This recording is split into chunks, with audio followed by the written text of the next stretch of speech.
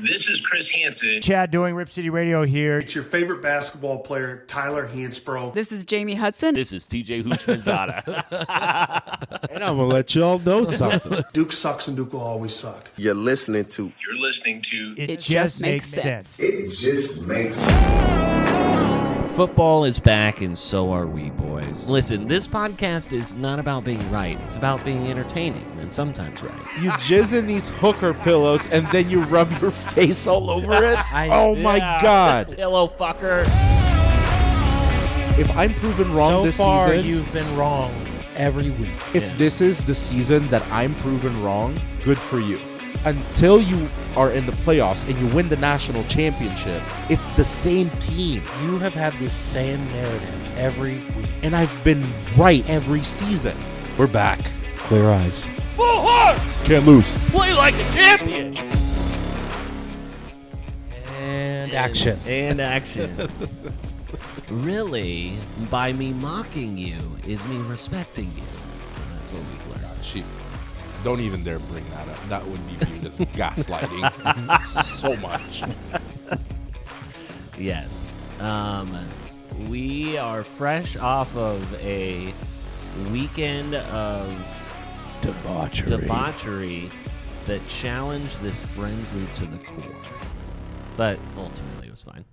My wife, Lindsay, had asked me, she was like, how are things going to be tonight? I'm like, they're going to be fine. This is just how this goes. Well, yeah, Do you think this is the first time this has happened? Yeah, I mean, it happens because it's probably every time like we a see bigger it. deal to her, but like this happens every time we Every watch time. sports. Yeah. Here's the story. We gave Peter shit. Peter got upset. His wife got upset. That's the only new, wrinkle in this story. And we all came back to love each other. And here we are.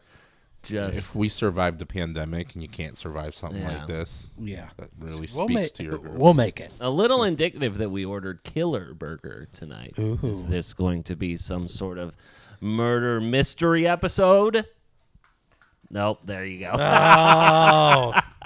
I didn't have it prepared. Oh, there we go. There you go. Still want to edit that at Yeah. some point. That 5 seconds of searching for the Yeah. switch. Where is it? Where Needs is to be it? edited. All right.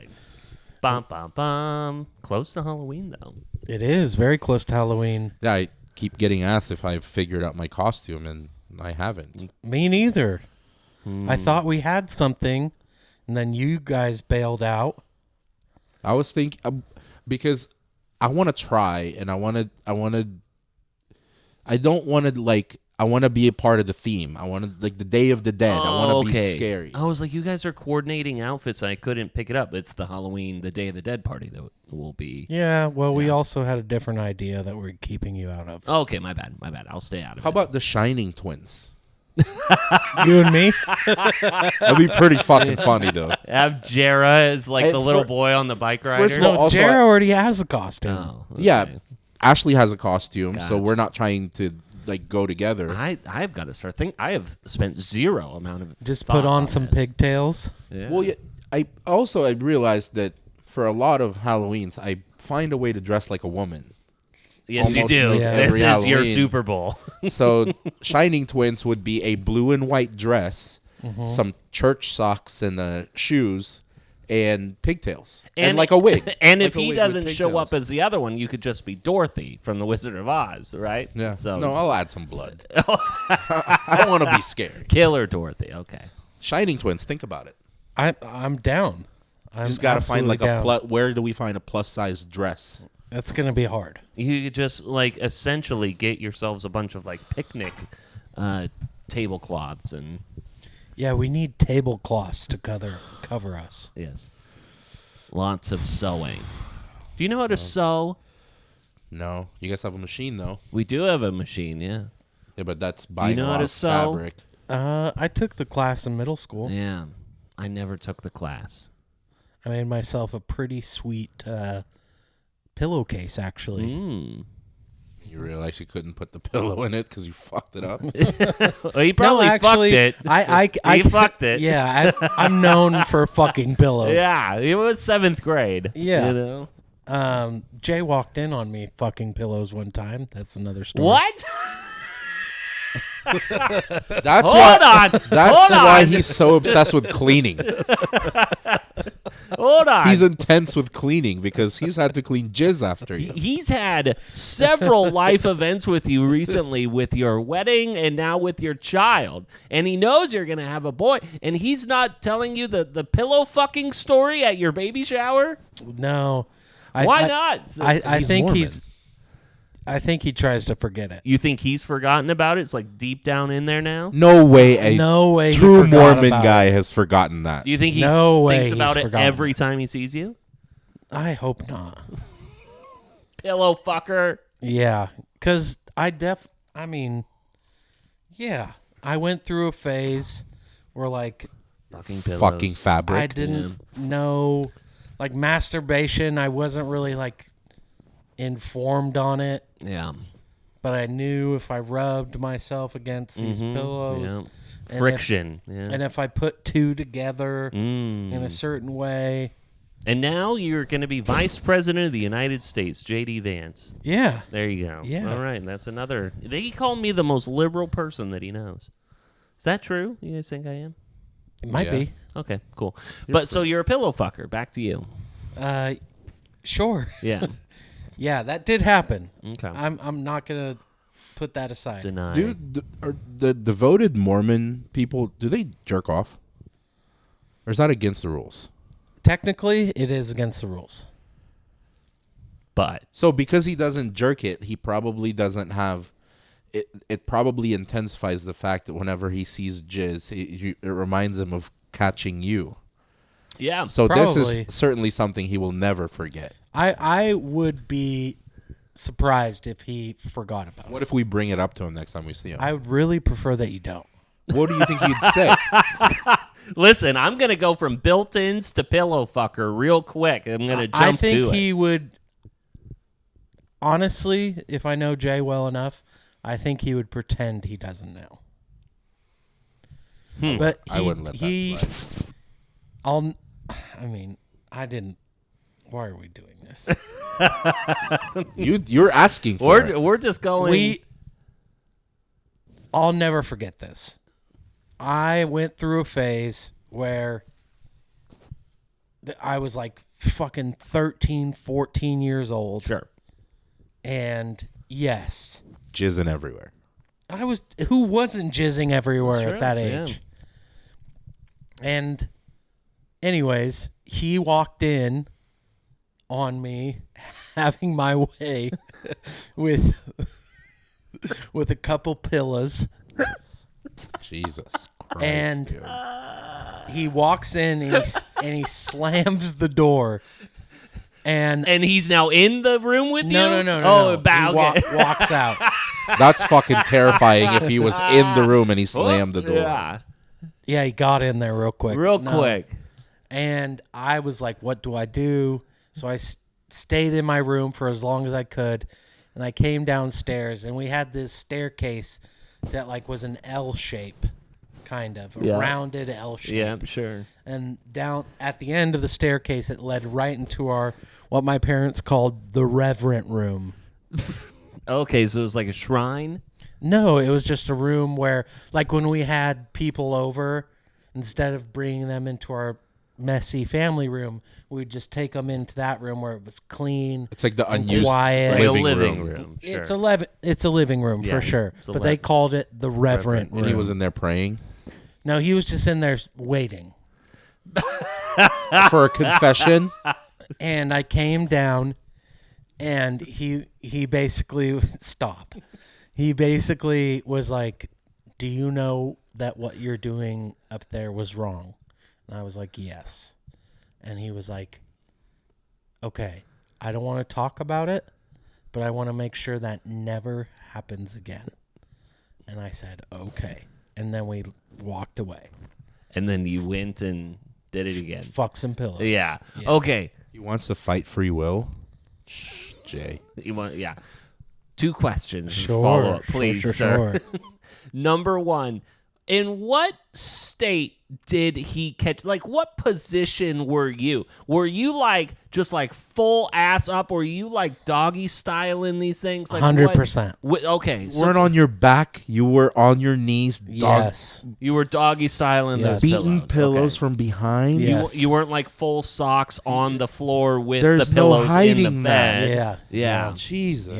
Yep. Okay. Dude. Yeah. Okay. Second. I can draw up how you fold the pillows. But I mean, like what defense are we running in this? Okay, so second, I hate this. Are we going like pillows that you sleep with or accent pillows? Are we going square pillow? Or are we going full sleeping pillow? They're fucking yellow ass pillows. I can tell you that. It's the normal yellow pillows. Cushion. Yeah. The drool and the Cases jizz off. together. How many Together. accent pillows did you have when you were 15? 0. Okay, so yeah, there you go.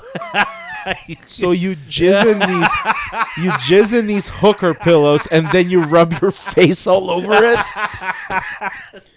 Oh my God! Listen, I'm gross. I wasn't Safe even that space. gross. Safe space, everybody. this was a common occurrence, so I knew that there was a side that I Oh yeah. wouldn't sleep on that side. You would. He had a Mother strategy. God. There was It was a strategy. full strategy. You know what? Thank you. Yeah, I Thank gotta be you for- honest. This is Thank you. probably the first time I ever talked about this. The more we learn about you, the more disgusting love you it so become. much. I know. You I- jizz in burritos. You jizz in pillows. I didn't jizz on the burrito. I just witnessed it. You were a part of it. You were an Listen, I accomplice. witnessed it. Privy to Burrito jizz, pillow jizz. Lot of jizz.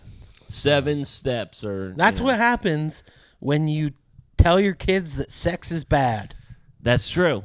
1000%. Yes. This is what happens. Yeah. They become fiends that fucking hump their pillows Yeah. and do dumb shit. So tell your kids that sex is okay and you won't have this happen. Yeah. This is 1000%. We all did that. I did a lot of gross shit too, but I've never been caught. Do you not have a lock on your door? no. I'm surprised they let you close your door.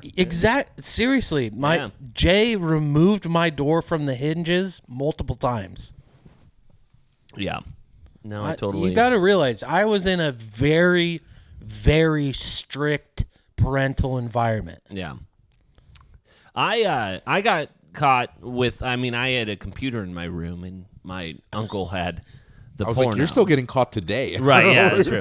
No, but then my uncle goes, let's go ahead and start, go ahead and open that folder. And then that one, and he goes, let's start with the ones that say naughty on it. So You want MILF Hunter Kelly, MILF Hunter Tori. Honestly, Kelly's 28 minutes, and it's way better. yeah, the naughty one was a MILF one, but yeah, it was like back when LimeWire, you're just downloading just. Yeah, I had that interaction with my parents like multiple times.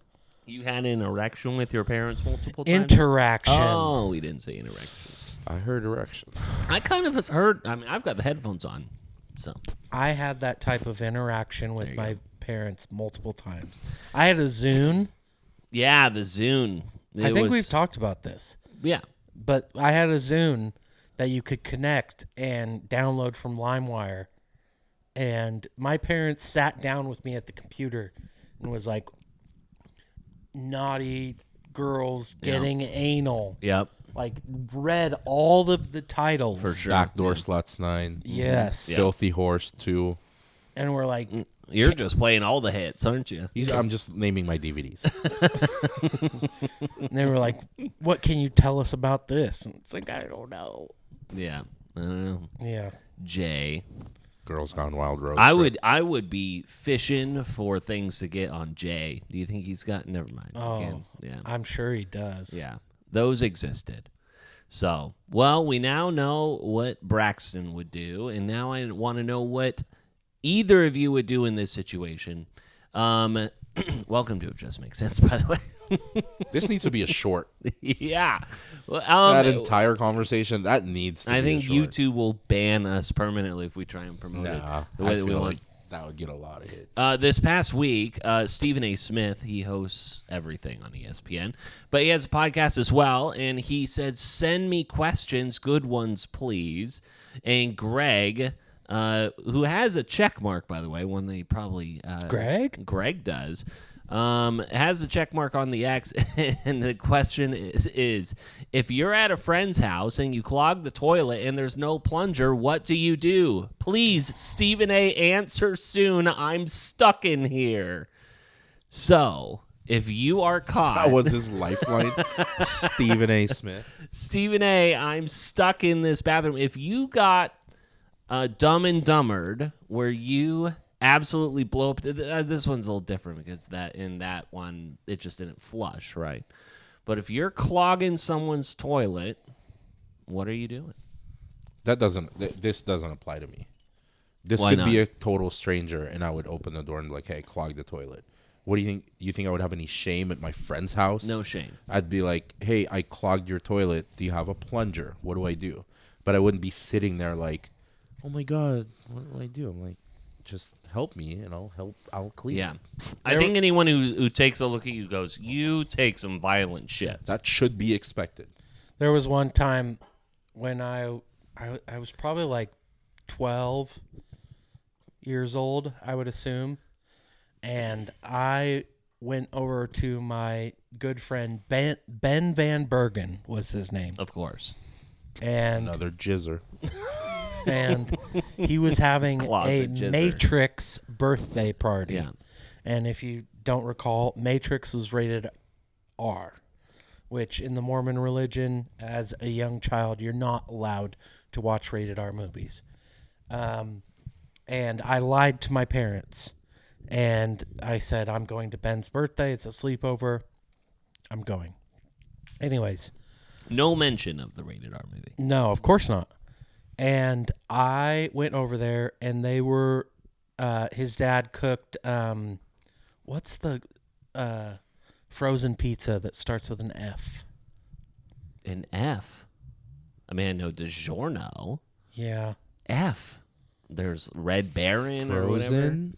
Frozen pizza brands. Frozen pizza. Freshetta. Is it? Yeah. It might be. Freshetta. Yeah, I think that's probably right.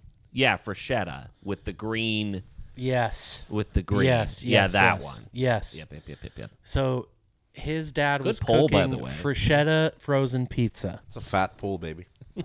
And Freshetta, I've learned through growing up and being an adult, it gives me the shits. Well, there's a lot these days that continues to do that to me, but Anyways, I ate a ton of Freshetta pizza, and I sharted. And during the movie? during the sleepover in general. Okay. And I went into Ben Van Bergen's parents' bathroom, and I took my drawers off, and I hid them in his bathroom cabinet. Shocker. Not like that's Braxton like. Yeah. You didn't try and put it down the toilet at all? No. Okay. No. And I went over to their house multiple times after that. Nobody ever mentioned it. And to this day, I still think somebody found them, those drawers. I mean, at a certain point in life, someone found them. I really hope your underwear had your name on it. Yeah. That'd be the greatest Yeah. twist, the greatest Shyamalan twist of the story. Yeah, you were It just says ratted out. Braxton Tanner on Yeah. the tag. This Yeah. belonged. Please return to. That's if karma, lost. though. Yeah. Please Lying about the return. rated R movies. Also, it is absolutely on you if you sharted at a house. Like, sharding out in public, I get. If you're at a house where there's bathrooms available, absolutely zero reason for you to be Oh, no. sharding. No. Hold on. There's bathrooms. If you You feel think- something coming... You think that those Why are would- intentional? Why would you a shart? The whole point of a shart is that it's a surprise. Why would anybody shart if it was planned? You can still tell but the No. difference. No. If the fart is risky, you can tell between like just You think when you're gas- fucking 10 years old, you can tell? maybe the exception not is if experienced you're at that if point, you're a yeah. kid. I don't know yes. my butthole. At that point, yeah. Yeah, you don't. I feel like at some point you can tell a risky fart from a normal gassy fart. I think at the age of 10, you're still don't learning. know. You're testing the limits. You don't know maybe. your hole. Yeah. At 10, I agree. But today, Yeah. if you sharted, that's on you. Yeah. Agreed. I did yesterday. We haven't even gone 15 minutes. You're fucking disgusting, Yeah. dude. Like, there's Yeah. a lot of shit you've done. I did. Yeah. I had to do at I feel disgusting. Washington Square. I had to do the poop walk after Din Tai Fung. I was like, oh, too much hot This was chili last oil. week? This was yesterday. Ooh. Jesus. I was like, You're experiencing Oh, that boy. mid I was in 30s, baby. Who's disgusting I was in now? Pottery Barn before this, and I'm like, oh no, I'm on this really expensive couch. I gotta go. I gotta do that. Speaking of which, I also saw this past weekend. I found myself at Washington Square 2 times this past weekend. I'm sorry. I know, it's weird. I saw Ifo Ekbre Olumu, the cornerback for the Oregon Was he at Ducks. Charlie's Cheesesteaks? He was just kind of walking around, just chilling. Did on you his say phone. hello? No, it was very like it's one of those. I mean, we all know this. Is they go, I know that. Oh yeah, that was Ifo, and then he was gone by then. So How often do you guys go to the mall? Like Never. we were there because we needed to go get gift cards to the Lego store for our nieces. we were at Washington Square last Wednesday. Yeah. That was probably the first time I've been inside of a mall in at least 5 years. Really? But we were meeting up. We were just quickly saying hi to a couple of Ashley's friends on their way to dinner. But we weren't going to go to dinner with them. We're just like, let's just eat at the mall. I'm like, I haven't had food court food, whatever. Let's go. You went to the food court? Yeah, we went to the food court. Oh, it always Sbarro? smells so good. We weren't going to do like Cheesecake Factory, none of that shit. I'm like, let's just go old school food court. And the food Like court Panda? looks different. I mean, there's no more Orange Julius. There's no... It doesn't have the same electricity. Washington Squares is still very good. I don't know. Smells so good. They've Because got all the hits. There's a different vibe to like what the nostalgic food court with like hot dog on a stick. True, And yeah. Orange Julius. Sbarro is a part of that. Charlie's. Yeah, but this one is like Charlie's and Panda and like a Poke Bowl and like Subway and all this shit. And they all look dirty. I mean, the food court was just like a bunch of people waiting for something. Yeah, and back in the day when you went, It's and where you saw were hanging the out. workers, Yeah. it was like, oh, they look like responsible people. And now as adults, it's like, these are 12-year-old kids running And this my place. experience didn't help because, like, we're like, we don't have a lot of options here. We just wanted something quick, and then we'll go home. But Ashley got Panda. Sure. I'm like, what the fuck can I get? So I went to Charlie's, and I got, like, boneless wings, which were fine. Yeah. But I was like, I want a Poke Bowl. So I went, there's a Poke bar. And the dude was, like, hidden in the back, and then he saw me. And then he was taking my order. First of all, it wasn't really that good. But Bummer. Yeah. there's better places. And then this guy was putting together my bowl through the assembly line, and I go, I'm just picking, and this is what annoyed the fuck out of me, where I almost canceled it. But I don't want to be that guy. Every fucking step, he just goes, "That's extra. That's extra. Oh, God. That's extra. Yeah. That's extra." And I'm just like, is this an $80 bowl? Like, Yeah, what the fuck right. is going on Yeah, here? You're going to get a little bite-sized thing. I'm like, can you just tell me like what I get for the bowl? Do I get 2 proteins and then like a topping? And he's like, do you want this salmon? I'm like, yeah, I want that and I want that. He goes, that's extra. I'm like, I want corn. That's extra. I'm like, can you do it's like spicy mayo and eel sauce? He goes, that's extra. And I was the losing. sauce was extra? I was Come on losing now. my fucking Yeah. mind. It was $25 No way. for that fucking For bowl. a damn Poke Bowl. It's a big bowl. Yeah. But it was $25.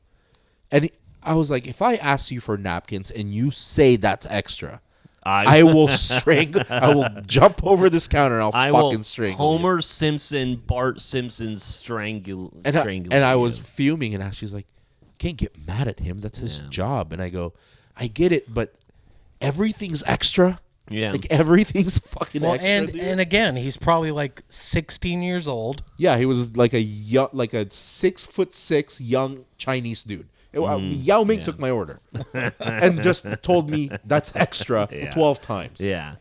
I mean, it kind of got like, I think that the OG, like people skimping on something, was when we had the $5 footlongs at Subway. I just wanted just enough of a bell pepper. For whatever reason, I don't know why the bell pepper was the one thing that was always like a little maybe that's just You me. want heavy bell? I want heavy bell. It is pretty funny too, the whole setup of Washington Square. Like everyone has the same style, but Charlie's cheesesteaks is like technologically advanced, just above everybody else. They have a screen with a shot clock.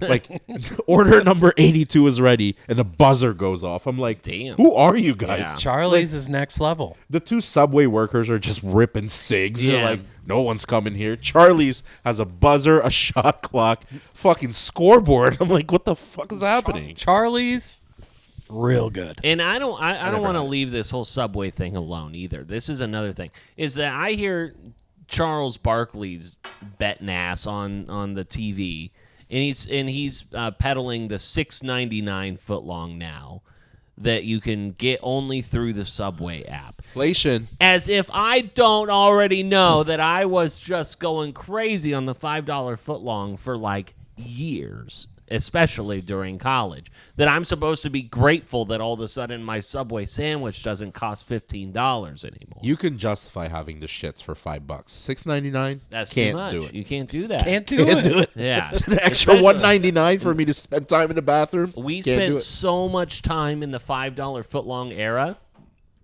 $7 not going to do it. The best part of a $5 footlong is around the time that was out is when a lot of people were broke, and to split a footlong at $2.50 each. Solid. That's a deal. Hell of a Same fucking time deal. period as the Little Caesars.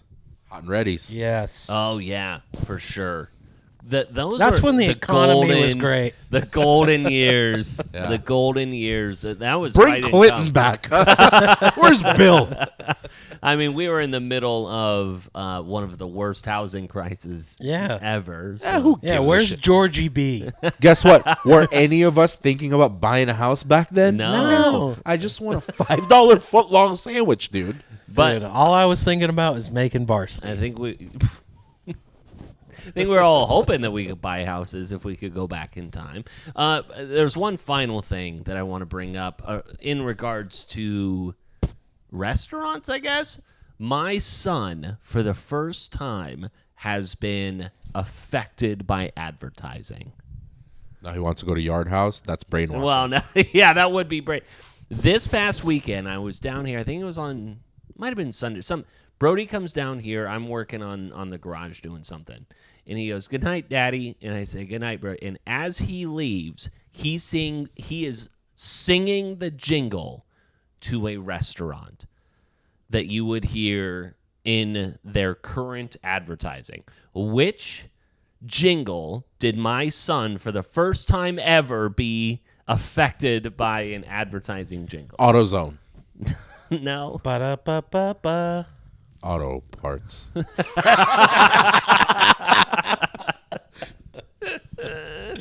No, not McDonald's. We have featured it on the podcast. You are on the right track there. Miguel, infamously on the podcast, had no idea what they were actually saying in their jingle. Burger King.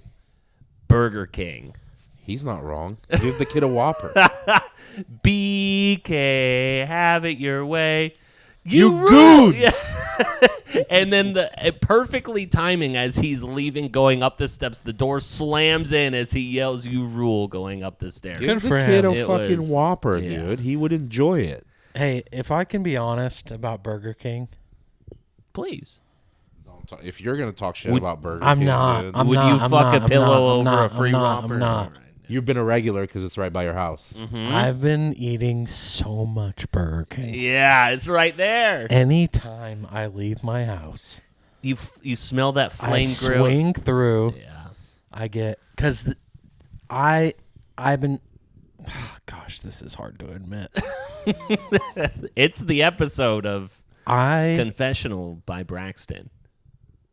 I really like Coke Zero, and for a long time I was like, if only they had Coke Zero vanilla. Right, and they have that machine. And they that has have a the billion. machine at Burger King, which is like 200 yards from my house. You literally have to I drive have by to pass it. to go out of your house. Yes. So I'll go through there with the intention of like, oh, I'm just going to get a Coke Zero with vanilla. You need something to wash. You need something to wash down. Yeah. You're not just gonna drink soda. No, never. I can't. And I'm like, okay, well, I'll get a rodeo cheeseburger. I can't knock you for this. And they have the fiery chicken wraps. it's true. They're Yeah, so good. which is This- like the old this snack wrap. same yeah. exact dilemma is why I don't crave McDonald's that often. I would probably say I would eat McDonald's twice a year. I would have a hankering for McDonald's like 2 times a year max, and I would eat a lot of it. I'd get like 20 nuggets and a couple double cheeseburgers, and I'd be like, this shit sucks. And then I wouldn't eat it again for another 6 months. But because they have the high C orange, Yeah. Yeah. and when they didn't have that for like 2 years, I didn't go to McDonald's once. But because of the high C orange, I would go there. Like, there was football day. It was recent. Remember when I told you? Yeah. I left here at 11 p.m.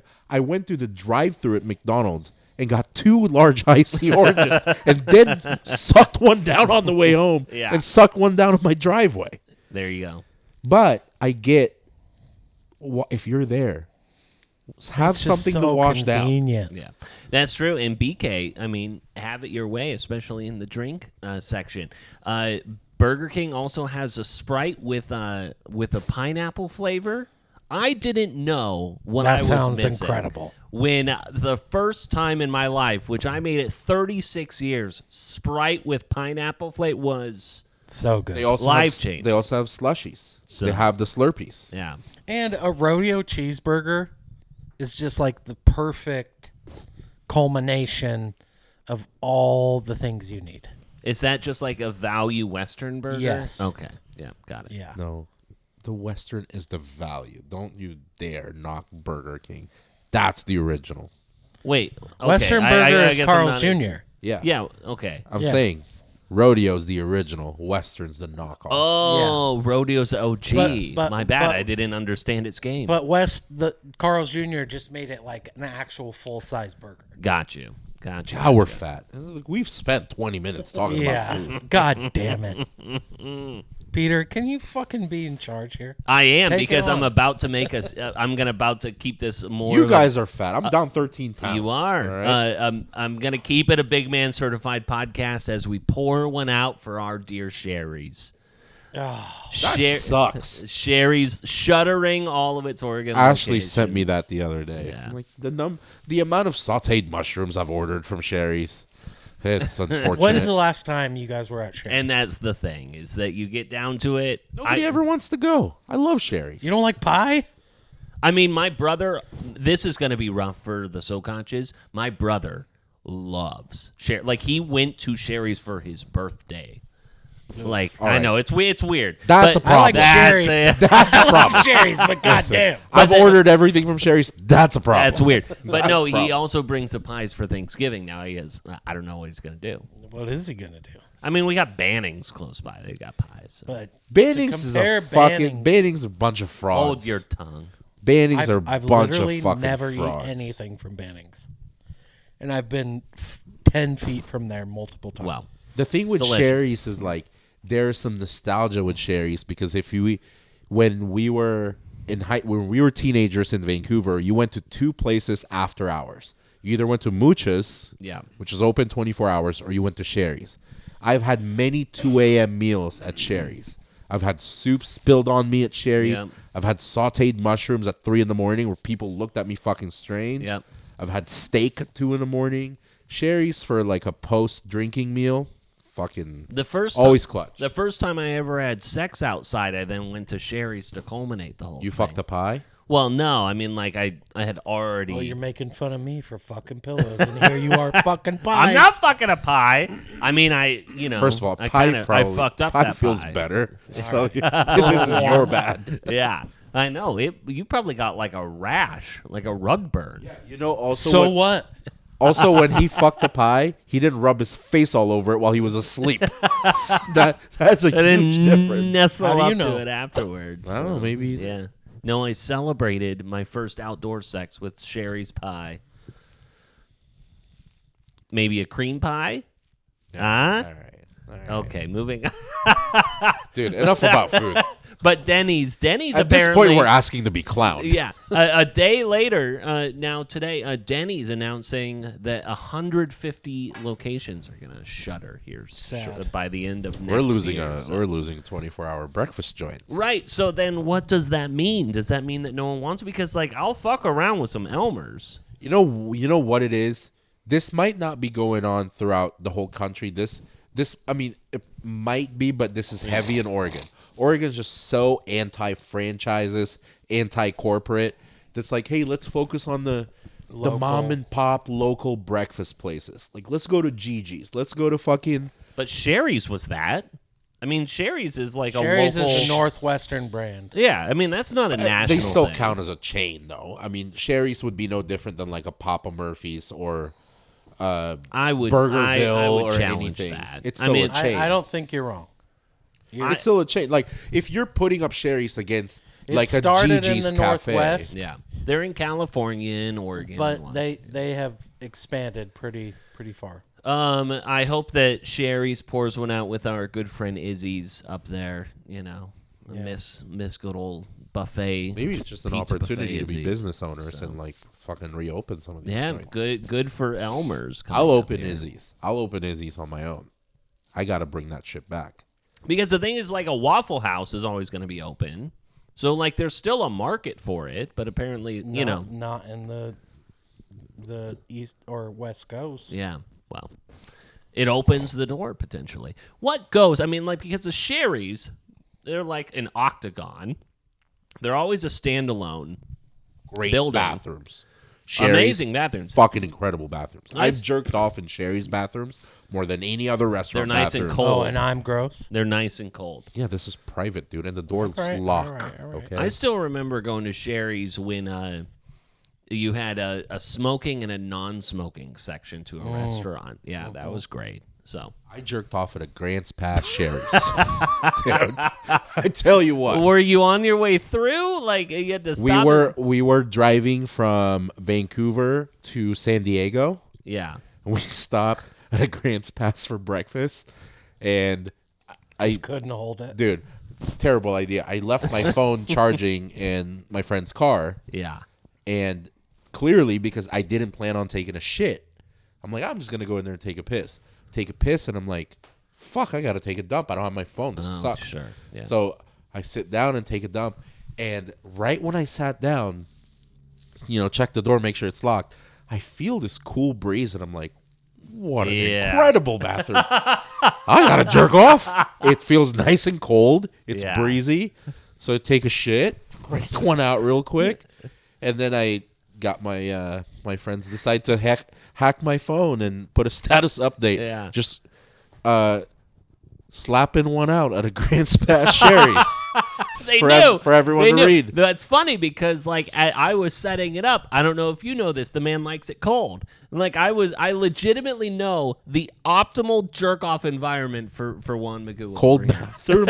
I'm doing it. I don't care if we're in a fucking It hurry. doesn't matter. I'm doing it. The stiff breeze rolls in. It's gonna happen. He's busted. I'm bust. You're slipping and sliding when I'm done. Yeah. Christ. Yeah. Football? R.I.P. Sherry's. Yeah. R.I.P. Sherry's. Your bathrooms will be missed. And your pies. And your cream pies. Have you guys ever And been all to of a that. Waffle House? Yeah. No. Number of times. You've never been to a Waffle House? No. It's My incredible. first Waffle House experience was my first one was Dallas. My second Waffle House experience was so much better. It was in Houston at like 2:30 in the morning. Yeah. And I ordered pork chops and eggs. Yeah. This fucking lady took maybe 2.5 seconds to get my food because there's just been a pork chop sitting on a flat top for days, dude. Yeah. What's that chicken place that we went to in L.A.? Roscoe's? Yeah, that was good. The one that got shot up a few weeks after we went there. Yeah. Roscoe's will always be good. Roscoe's a fucking Yeah. classic. Maybe not before a football game. That was maybe I thought it was a great decision. and I was just so full because then we like had to crush a 24 rack on our way in. It was Good a, times. it was That's a what we lot. need up here. Roscoe's. If we can have a Roscoe's up here, Bring up the Waffle House as well. I'd be down. I'd be especially if we're losing Sherry's, I'd be down for a Waffle House. So, but Elmer's is goated. I mean, like Elmer's is so. Elmer's good. sucks. Fuck off. Elmer's fucking You know blows, what? dude. We've already had this past weekend. We don't need to. I would take reprise that, IHOP so. over Elmer's. Elmer's You blows. would? I would absolutely. You just take ordered the IHOP. wrong thing. Like Elmer's I've had has a lot- legitimately like the best French toast of my entire life. I've had a lot of menu items at Elmer's. Elmer's sucks. I've had cold shit from Elmer's, and I've had multiple, like, different locations of Elmer's. Elmer's sucks. I've never had a good experience at Elmer's. Disagree, just full-throated disagree. I've had better experiences at IHOP. That is weird when people talk about a full-throated endorsement. I can't take that seriously. What is your throat full of? I don't know.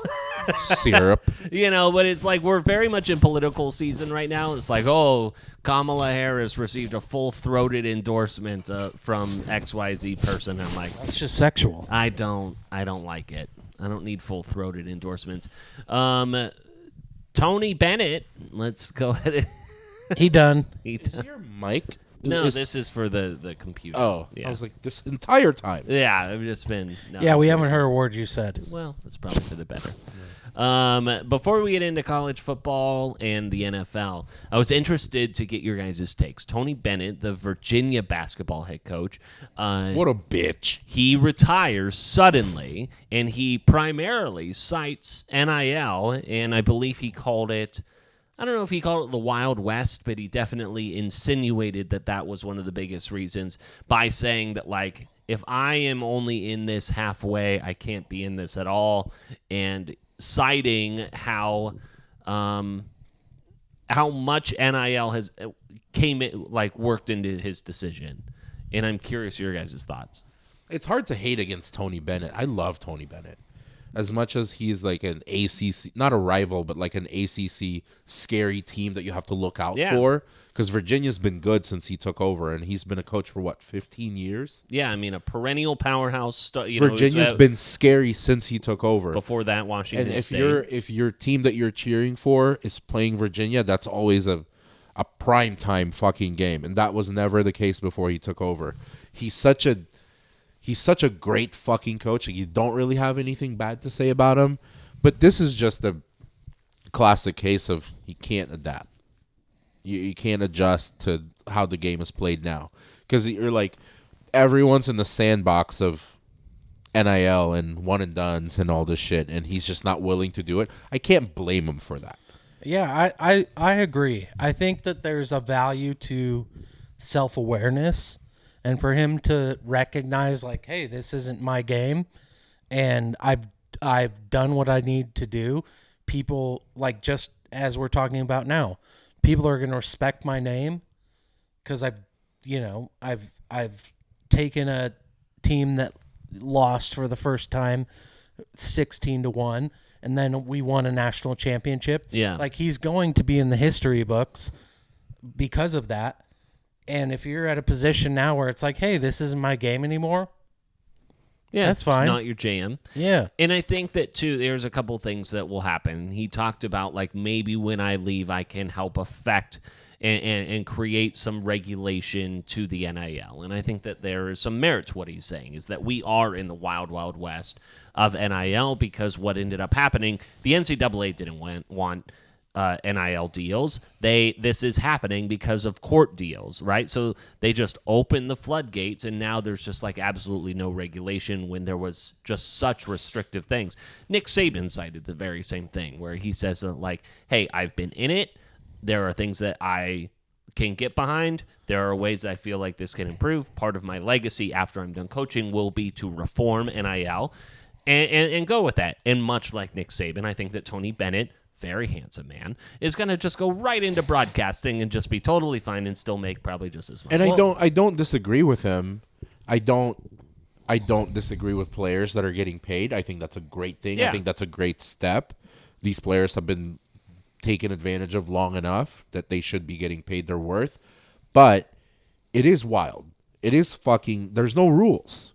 And I don't like I like the idea of players getting paid what they're worth, but I don't like the idea of players just bouncing when it gets tough. Yeah. So and that's partly what he said. I agree with the regulations. I don't like the idea of just, you didn't get playing time, so you move to another program. Right. You have to somewhat be a person of your word. Yeah, maybe and a commit to 2-year program. commitment or something like that. And don't just quit whenever you don't get playing time or it doesn't go well. Like I think that speaks more about you than what's going on. Yeah, and I think, as crazy as the college football side of things have been with the movement and in NIL, I think with basketball it's going to be even more so crazy because I think that, these players can move and all of a sudden have a difference or make a difference within a team immediately.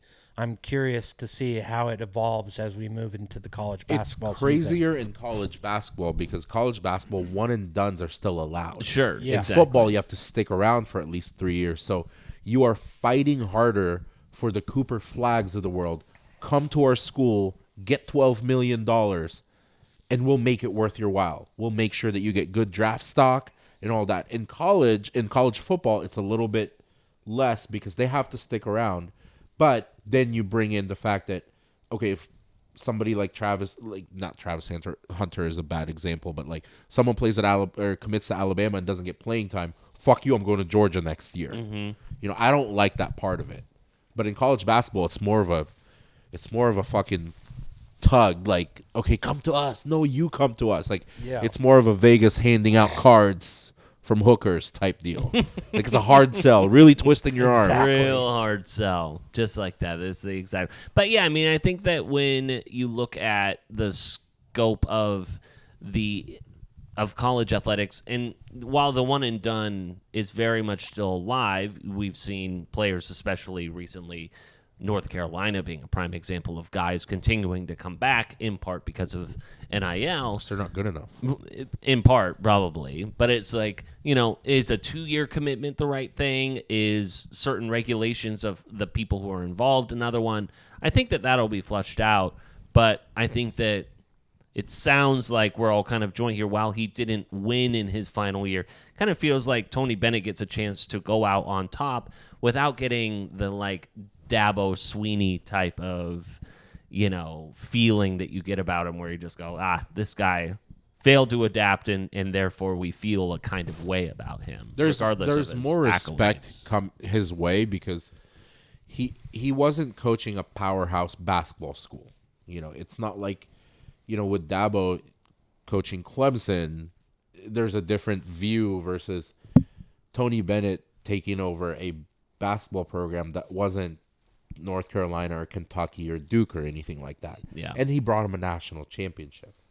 That's like, hey, if you're the Raptors coach and if you got a fucking title, you're good for 50 years. And he did it too with a team in his his own kind of personal style where he wasn't lighting you up the way that like Gonzaga would on offense or anything. Like Virginia's always been a very frustrating style of offense. He'll keep you under 50 50 points because they're a defensive team. Yeah. He had 3-4 year players like Kyle Guy and Tyler Jerome and all that.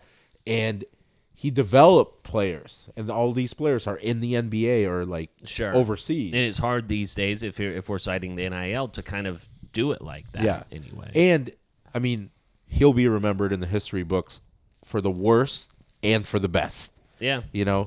Losing to a 16 seed and winning the national title. That's timing. Fuck Tony Bennett. Lights out on Tony Bennett. Lights out on Tony Bennett. All right, so sticking in college, maybe we were a bit premature in trying to put a statue of Kalen DeBoer outside of I wasn't. Well, I know that's why. Perhaps we were a little bit premature. Yeah. Doesn't make him a bad coach. No. He lost fucking Nobody's 2 saying he's a games. bad coach. Yeah. But to think that he's all of a sudden going to be able to come in and do the same thing that Nick Saban was. We were never wrong. We just said it's not that he deserved the same Urban Meyer, Nick Saban type of conversation today. All I said was he is on his way, which I absolutely still believe. He is on his way to be a part of that group, to be a part of the Chris Peterson and Urban and Nick and all these guys. But it comes back and to the Kirby same Smart. question I had. Why? Because he's had enough success to say that he's on his way. The only thing that makes sense to be questioned is if we're saying he deserves to be in that group right now. No, he doesn't. He is on his way to be a part of that But group. you're saying the same thing I was saying. No, you're not. No, I'm not. You're saying he doesn't. I was saying that he doesn't deserve to be in that same conversation at all. So since the Georgia victory, yes, they fell victim to the Vanderbilt loss, right? Like the trap game that gets you after that big one. I was curious to your guys' thoughts, too, about Nick Saban on College Game Day saying that for people in the know, Tennessee is a bigger rival to Alabama than Auburn, and maybe how that played a factor into things as well. That's absolutely true. That's like in college basketball terms, there's a Duke-Carolina rivalry, but there's a real hate with Kentucky. Yeah. Like that exists. And it's almost like with Kentucky, Louisville in college basketball, there's real hate with Duke. That exists with the triangle of Alabama, Tennessee, and Auburn. Right. So I think that when we look at Kalen DeBoer and his 2 losses, they make sense. I'm just saying that I perhaps was a little bit too quick. Yeah, maybe wrong.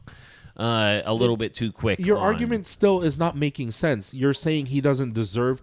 You're arguing the fact that we're saying he deserves to be in the conversation when we're saying he's on his way.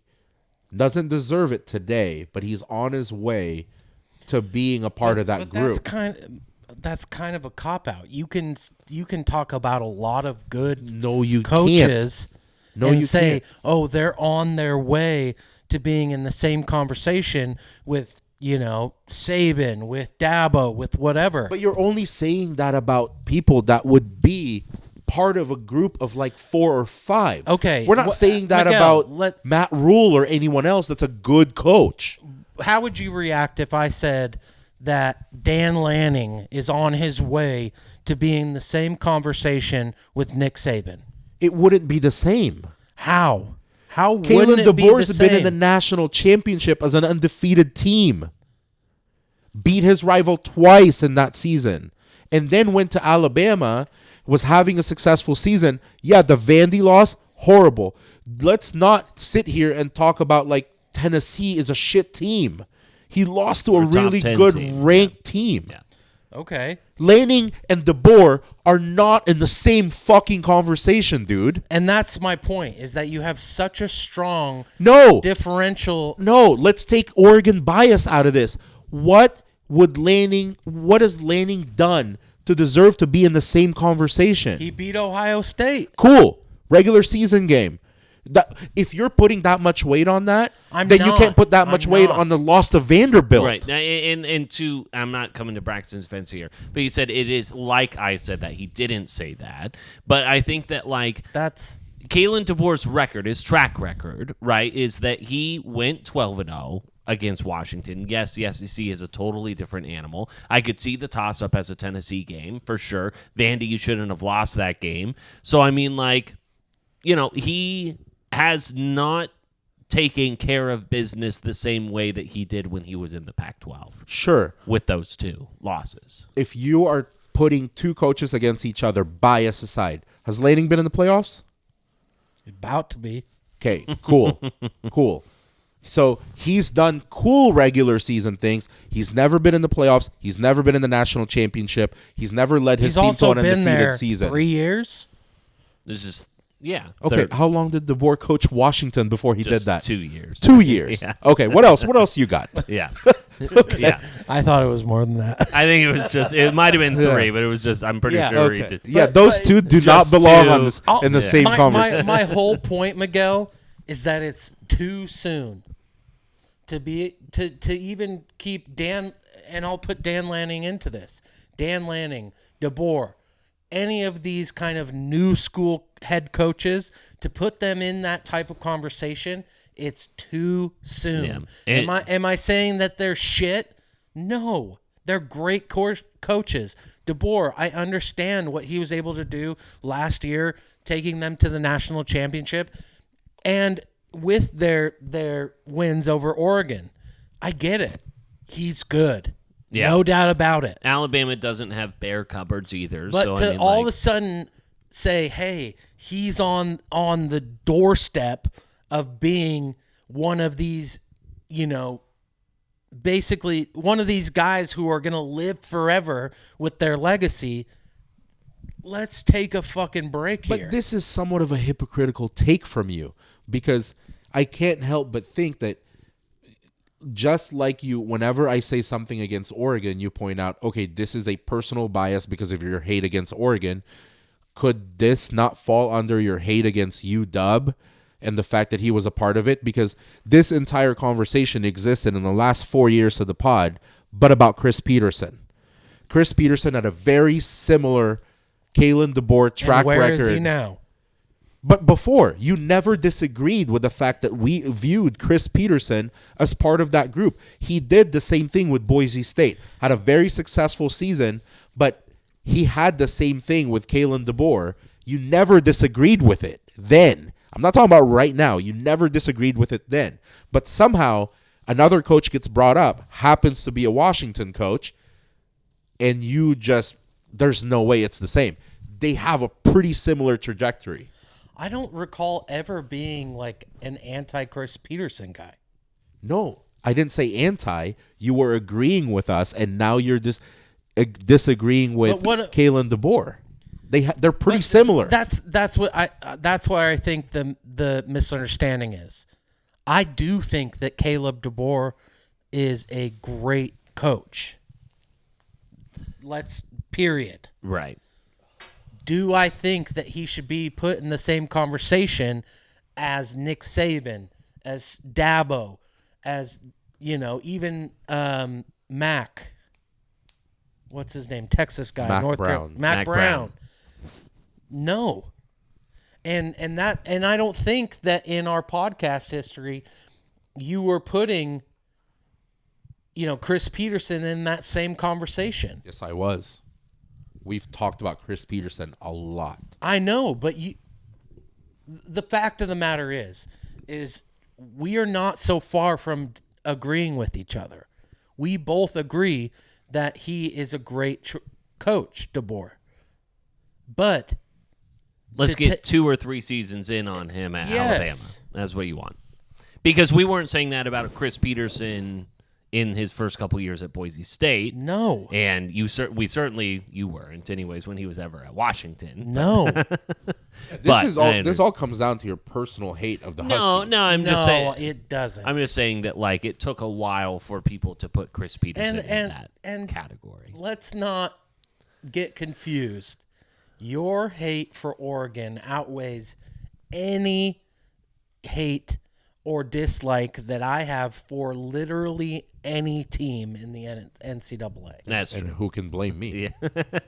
Because now So to try to Despicable program. compare any dislike I have for any team to what you have for Oregon, that's just a loss. Yeah, maybe question your passion. Okay. Because now what you see are the Oregon Ducks, number 1 in the AP poll and coaches poll. And They have backdoored their way into number 1. But and honestly, I saw that ranking come through, and the first thing I thought was, Miguel's gonna love this.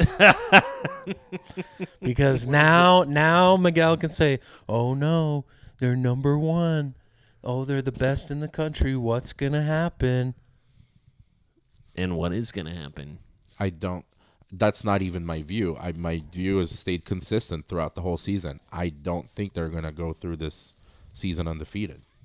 Where do they get tripped up? And is it soon? I Is think- it against Illinois? I think at home? Illinois is a dangerous team. Yeah. Don't for 1 second think you're playing a 20th ranked team and you're going to be favored by 19 and a half, Right. whatever it is.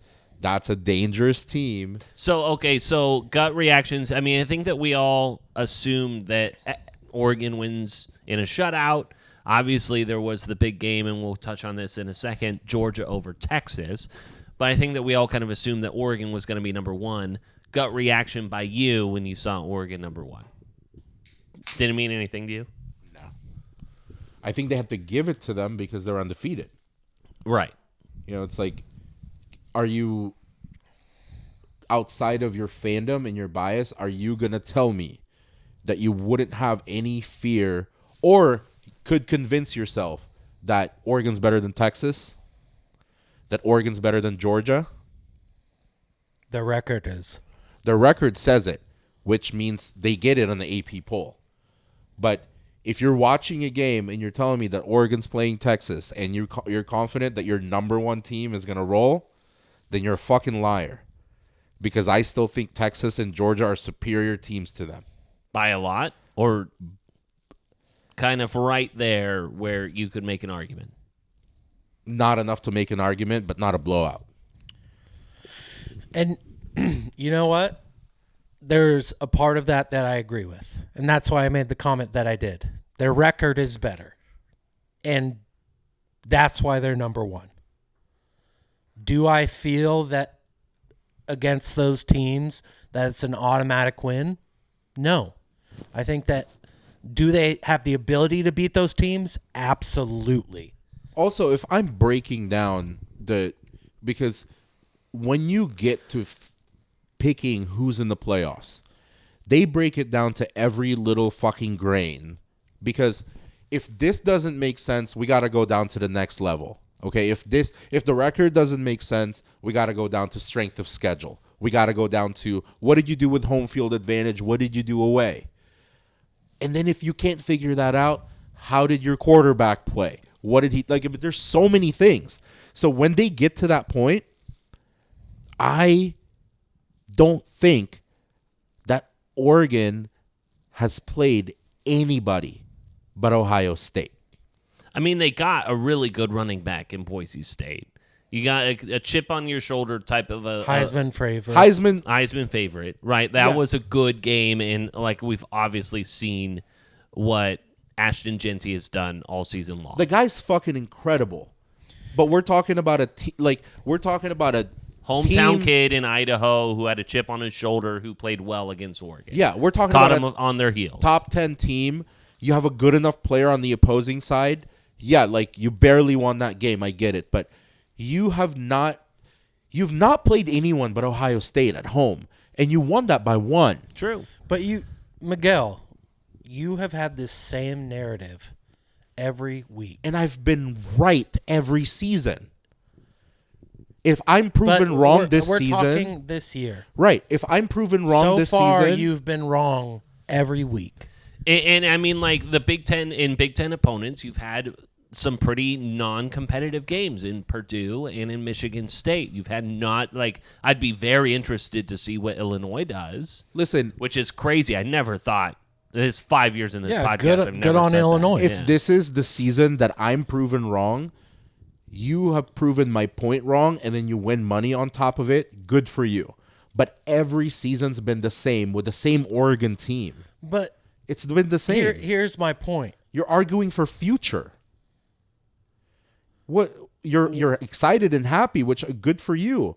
But you are arguing for the same thing until you are in the playoffs and you win the national championship. It's the same team. Yeah, I guess my point is you're in a position where every week you're continued to be shown that your opinions are wrong, and then there's 1 or 2 losses that happen at the very end of the season where the team has gotten so far, and all of a sudden you can say, oh, I've been right the whole time. Yeah. I don't care about being right the whole time. Do you think after the Ohio State loss, I said I was right? No, you didn't. No, I was wrong on that one. I No, you've been completely very expected cordial. that to be a blowout win for the Buckeyes, and I was wrong. But a win against inferior teams, how much weight do you want me to put on that? Yeah. My point is, it's you are always in a winning game, because you are somebody who says, oh, that step 1 you're gonna lose, 2, 3 you're gonna lose, all the way through, and then we win, 10 out of 12 or 10 out of 11 of these circumstances where you said we're gonna lose, but because we lost that last one, it makes you right for all of them. Which I don't give a shit about. It's just the goal of this whole thing is to make it to the big one or win the big one. Well, okay, so that was my next question. It was, because point counterpoint, at what point will Oregon get somewhat of the benefit of the doubt from you? Because to Braxton's point, everything gets to a certain point, and then you can claim victory. Yeah, you're moving the goal line. And no, hold on. Let me finish my point. Because Oregon went to the national BCS championship, or I think that was college football playoff against BCS against Ohio State. They lost. It was Marcus Mariota's last year. Then you had they've been in these games. They lost against Auburn. At what point? Because they've gotten to the big game and it hasn't changed. So to me, it sounds like the only way that they change your opinion to potentially give the benefit of the doubt is to actually win it. 2 things. Number 1, why the fuck does my opinion matter with how I feel about Oregon? Well, I think that it is just This is the podcast, Miguel. Welcome. Yeah, but you're unwavering. I'm being asked, like, at what point do you change your opinion or your feelings about a team that you hate? I don't never force people, like, hey, when are you going to like Duke? I could not give less of a fuck. Please hate them. Why do you like North Carolina? I don't give a shit. I don't give a shit. But we don't have the same kind of extreme feelings. Because my emphasis on extreme. Second point, I don't hate the team. I hate their fan base. What is the team going to do to change my fan base, which then turns into it makes me despise this entire program? And this is a whole nother conversation that it's their fan base. My hate for Oregon. What interaction do you have with their fan base that has made you feel this way? We have 2 hours? We're talking about the most intense, most quote-unquote passionate fans that will fight you over Oregon, that has no real allegiance to the fucking team. So, like, Peter, calm down. First of I'm all, not catching strays on this. As much of a flip-flopper as he is, and I don't know where his allegiance belongs, he is not even low on the list of why I hate Oregon. The people I hate from Oregon are people who didn't go to the University of Oregon. Those are the people that I hate the most. Because those are the people that will fight. Those are the people that are louder. Those are the people that will go out in public and say shit. And yes, my fandom, I have one team I'm invested in, and that's Duke. My friends will see my passion. You will never see me at a bar with a North Carolina fan fighting against them, because I'm not a classless piece of shit. I will show my passion while watching the games with friends, but I will not fight strangers. You being at a bar and fighting against Oregon fans is you not being a classless piece of shit. No, because they started it. Yeah, we're talking about Blue Light, Kmart, Oregon hoodie purchasers that are fighting people out in public, that became fans when Chip Kelly took over, that have no idea who Mike Bellotti is, that have no idea who Joey Harrington is, but Maybe they had to Google it when they were being questioned around Mariota days. I mean, these are the people I'm talking about. I hate the fan base. Here's my one question. Go for it. Horror stories at Autzen the reason I would never step foot in there is my friends going there with their girlfriend and Oregon fans going, we're going to rape your girlfriend. Yeah, these things aren't made up. These things are real because my friend took her dad as a Washington State fan and Oregon fans threw a bottle at his fucking head. We're talking about these despicable fucking fans. And that's terrible. It's not. I'm not trying to it's take not away the from Jessies of the world who went there. It's not the Peters of the world who went there. These are the people who went to Lane Community College. These are the people who went to Lane, who went to fucking Chemeketa, that are huge Duck fans. These are the people I hate. And don't get me wrong, I understand and know about those experiences, and unfortunately, I think those experiences are true with a lot of fan bases. That there are bad people that create bad impressions for a lot of people, and it's terrible. It's unfortunate, and I'm not going to support that at all. I've never heard it happen at Reeser. Well, I'm sure we could find somebody. It's because no one goes to the games. Okay, there you go. But yeah, my question is, because here's the thing, Miguel. What I would love to hear come out of your mouth is Oregon is a good football team. Oregon is better than most of the other football teams out there. What is it simply going to take a national championship for that to happen? National championship, playing 4 ranked teams in the regular season and making it to the end. Nobody does that. I think they will this year. But historically, any national championship team, they very rarely play 4 ranked teams in a season. Then what makes up for that? These are the same teams that are in the playoffs every year. These are the same teams that trade national championships. Yeah, but we're in a very different era of football. Yeah, it makes it easier for Oregon now that there's 12 teams. Does it? 4 versus 12? Yes. But you have to play more teams to get the national championship is my point. They would have to play one more game. Exactly. Yeah. And if you're good enough, then you make it there. Yeah. All I want to know is if let me make it real clear. He values your opinion. He wants you to say it. Oregon, how far does Oregon have to get into the playoffs for you to be like Oregon is a great team? You're talking about this season? Sure. Win the national championship. Because this season, this schedule's been shit.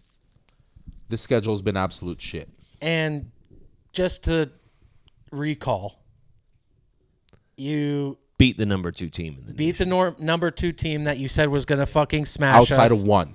You were about to play Michigan that you said is going to smash us. Wisconsin, you said it was going to smash us. And those are still to be told. You're right. We could still lose. I would say Wisconsin is... If I said smash you, it's Ohio State and Michigan. I apologize. You would lose to Wisconsin. You would lose to Illinois.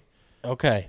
And that's so it. If we beat all those teams but still lose the national championship, you're still gonna say Oregon is shit. I think you would. Because I think you would. If you beat Ohio State and you went undefeated and you didn't win the national championship, then I wouldn't say you're a shit team. I would say you fucking idiots and you couldn't finish the job. There you go. Yeah, we value his opinion, which is our fault. So that's true. It's our fault, and I'm not asking for that. Yeah. Don't value my opinion. It would actually be easier for me to not have my opinion be valued. Yeah, that's a good point. With that, what is your opinion on Cleveland Browns fans booing Deshaun Watson as he tears his Achilles and is carted off the field? I mean, ask the Duck fan who aligns with Browns fans who are both honestly despicable. Do you think that Deshaun Watson is a good person? No. And here is okay. Booing somebody for being injured, I think your first reaction is, oh, that's not great. But at the same time, if I were to be like, hey, there's a dude who sexually assaulted dozens of women and he hurt his knee, wouldn't you be like, well, boo that guy? Yeah. That's a cop-out, though. So, Is it? And for the context on the other side, you've got like the players, you had Myles Garrett and others who came out and were basically saying what Browns fans did when Deshaun Watson got hurt was reprehensible, was unforgivable, and you're better than that. I do. We can never get to the bottom of it because we can't interview every Browns fan at the stadium. Right. But to say that this is a person that was involved in a sexual harassment case and all that, none of that is false. Not a But harassment, assault. But regardless, none of that is false. That is all a fact. But for a fan to say that that's the reason they're booing, a fucking cop-out. They're booing because he's playing like shit. You think they would have booed him if he wasn't playing like shit? No, they wouldn't. Absolutely not. But They would have been devastated. Here's the thing. I don't think they're that. I'm not justifying the boos because he's not playing bad. I'm justifying the boos because he's a bad dude. Yeah. I told you about the one side of the coin where the players were defending him and against fans booing. Michelle Beadle, former ESPN personality, now with SiriusXM, had a counterpoint that I wanted to you guys to hear. The fans think that because they pay their money, they can do or say whatever they want out loud.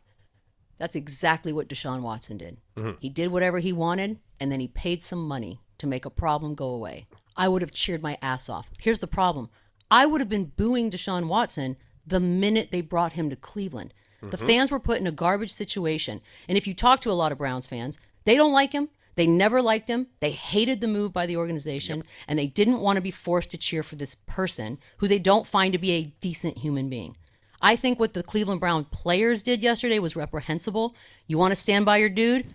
You can do it with minimal words. What I don't need is you to canonize the guy in front of cameras and microphones and act like we are wrong for not liking him or that we are the world against Deshaun Watson. The way people feel about Deshaun Watson has nothing to do with his Achilles or his play as a quarterback. Yep. It has to do everything with what he has been accused and what he has settled with dozens of women for doing. And that's what we know of. She's not wrong. I completely But agree. the fans booed because they're playing like shit. Yeah. That's bottom line. Nothing she said is wrong. And how she feels is absolutely correct. That's how everyone should feel. But NFL fans, they don't give a fuck that Adrian Peterson beat his kid. They don't give a fuck that Kareem Hunt beat another girl. They don't give a shit that Ray Rice beat another girl. They care about how their team is doing. The only reason he got booed is because they're shit. Yeah. Because they're shit as a fucking team right now. It was convenient to be able to was do it then. absolutely convenient for him to get booed. And I agree with that, but I don't think that, two things can be right at the same time. It makes it a lot easier to boo somebody. Like if that's a fucking, I don't know, who's a good dude player, Kurt Warner, who went down and he's not playing well. I don't think he's getting booed. No, 1,000% now. But because he's not playing well and he's just a terrible person, I think that gives them more of the, excuse me, like incentive to boo them. Right. Boo him. But in the history of the league, and yeah, like I'm asking you to dial back. There's a lot of players that have gotten hurt that were shitty people. They didn't get that same booing standing ovation. These were specific. They weren't playing in Cleveland. This was specific to Cleveland Browns fans. A lot of shitty fucking players have gotten hurt that have had domestic violence cases, that have had sexual harassment cases. They didn't get booed the same way that he got booed. Yeah, probably because they were probably playing better at the time. And I agree. It's a fucked up industry that gives favor to players who play well, but also have, pasts that are checkered for sure. But this is kind of like that perfect culmination of somebody who's not playing well and they're also a shitty person, that I think that you can come away from this and be like, the fans are not in the wrong. The best thing that happened from this is Amari Cooper's with Buffalo. That's true. Scored a touchdown, too. Yeah, Keon Coleman helped him out. That Had was a pretty fucking great game. Yeah. Finally out of the nightmare that is the Cleveland Browns. Yeah. And talk about, like, the right timing on that, too, is that, get out of there. Like I said, I think last week, I'm super happy for Amari Cooper. I mean, it's been... Honestly, I hope Nick Chubb finds somewhere to his go. way out the door. And who knows? Yeah, I mean, it took the Browns another quarterback to get injured, even for Jameis Winston to get into that game. Who knows what will end up happening going forward? But such a crazy week in terms of injuries. We've already talked about Deshaun Watson. Anyway, Chris Godwin go down.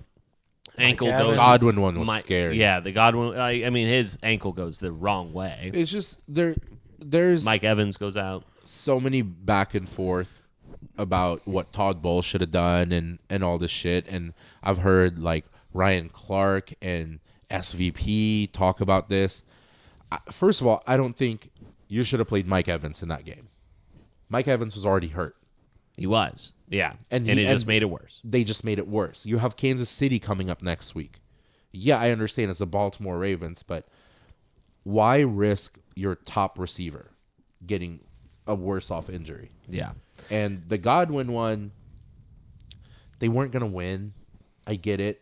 Like, I get the point of, if you're not going to try, what are you doing? Are you just taking knees? Are you just giving up? I get it.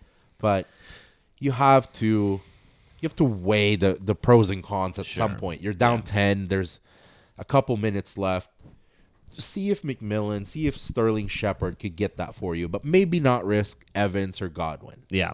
I mean, you're taking what was your top 5 ranked offense and totally decimate it with the losses there of both Godwin and Evans. Evans seems like it's a little bit more minimal, and maybe they can get some a little bit of reprieve, like you said, from McMillan. You've had some daylight there from Bucky Irving in the running game. Go Ducks.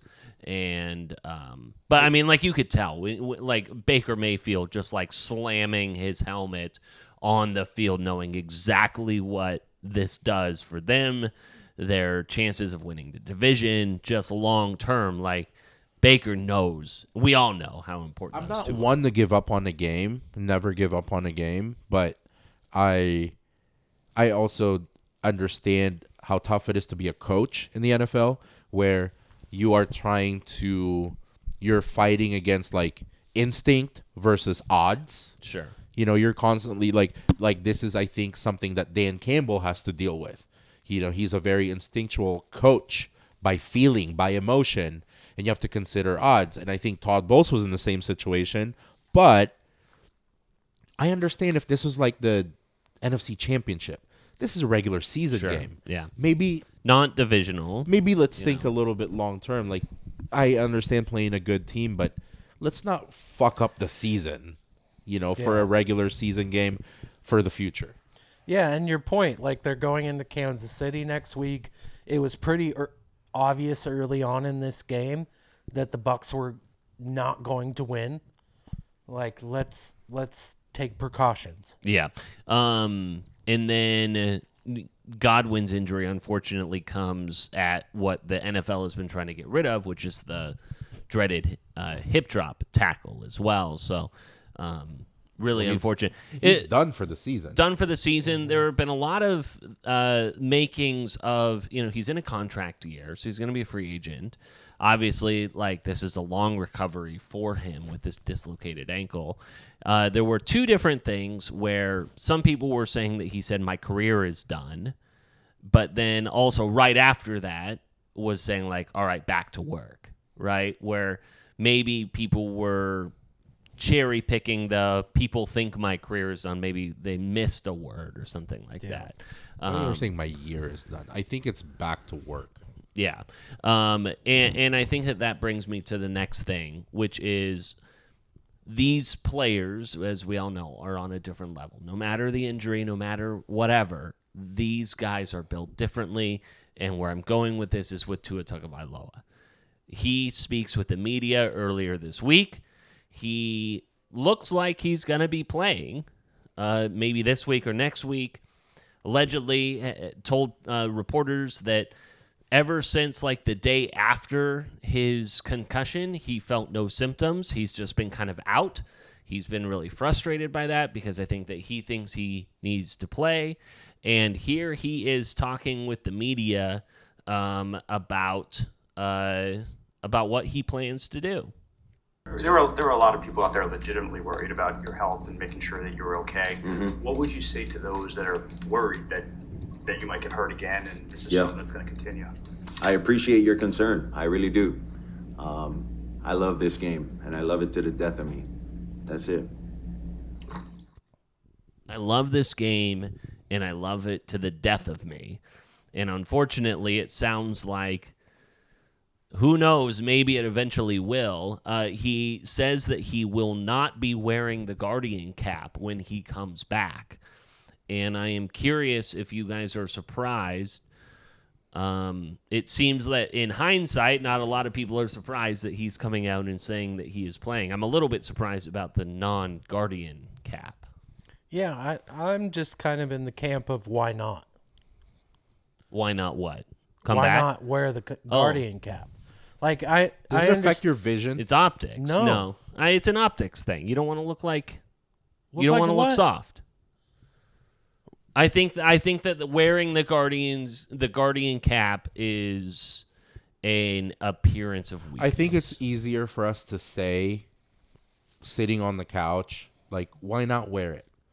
But you can't deny the fact that when you were playing football, there is pressure in an all-male locker room that still exists in the pros. Yeah. With grown men. Masculinity. That's what's just so surprising to me, because I definitely agree with you. Like in high school, little league, whatever, there's... You want to look cool. You want to look cool. Yeah. You don't want to be the one that's like, oh, you look like a pussy. What are you going to wear, a cup?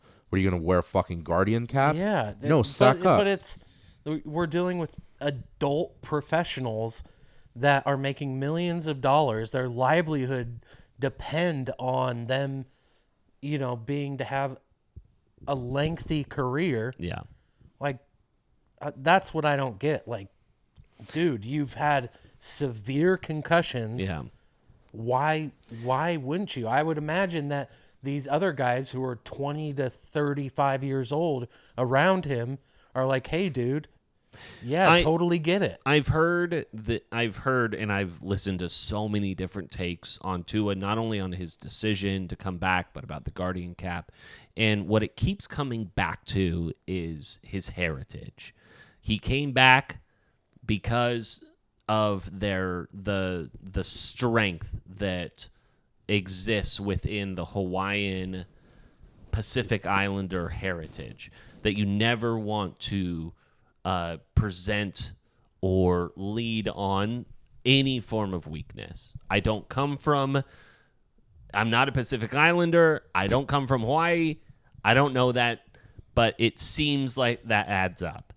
And that the Guardian cap is yet another one of those things of possibly showing weakness that one. And I might defer here to Juan about that, because of your proximity to and about demonstrating. It would make sense, but I also think that there's a part of, when we always talk about how these pro athletes are completely different, and this might be like an intense comparison, but this is almost like an addiction that it's hard for the average person to understand, because you can easily sit here and be like, hey, you've made more money than I will personally make my entire life. Yeah. You can just like hang out with your family and like travel and all this shit, like what we dream about doing, which he could already do. Why are you still doing this? You know, like you can say that about every vice that normal people have. And his vice is playing football, which is just hard for the average person to understand.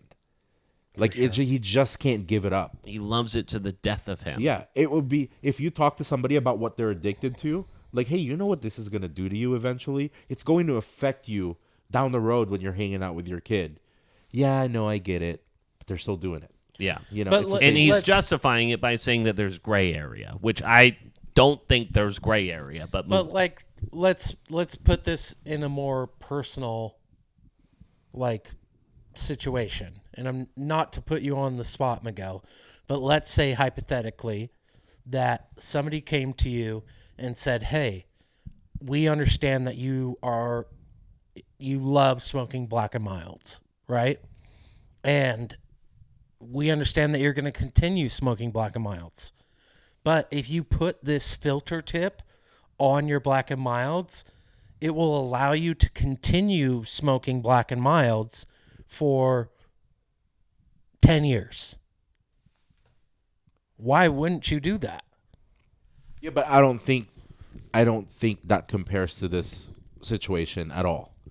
Because there's nothing optic-wise about that. I would absolutely do that. Let's say that the filter is shaped like a large penis.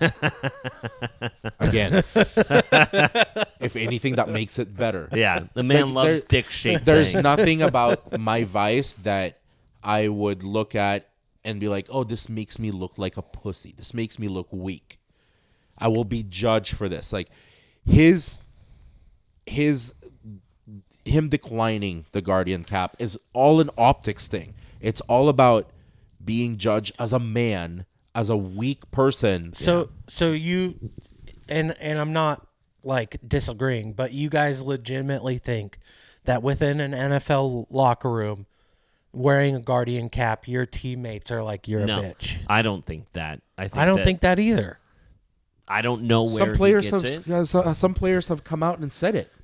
Some players have come out and said it. I've missed that. But we might not be talking about directly like, hey, if you wear this, you're a bitch. But it only takes somebody like J.J. Watt, who's no longer even a player, to be like, I wouldn't wear one of those things. Yeah. And that spreads with current players. Yeah, Miguel. I saw that. I think Miguel hits it on the head when he talks about like being judged as a man, your masculinity. Even when he says that, like, I appreciate your concern, it's just layered in condescension that he knows better than everyone else. That's unfortunate. It's hyper masculine. And that's the thing, is that, like, so many people are going to come to this very moment and be so situational and be I told you so.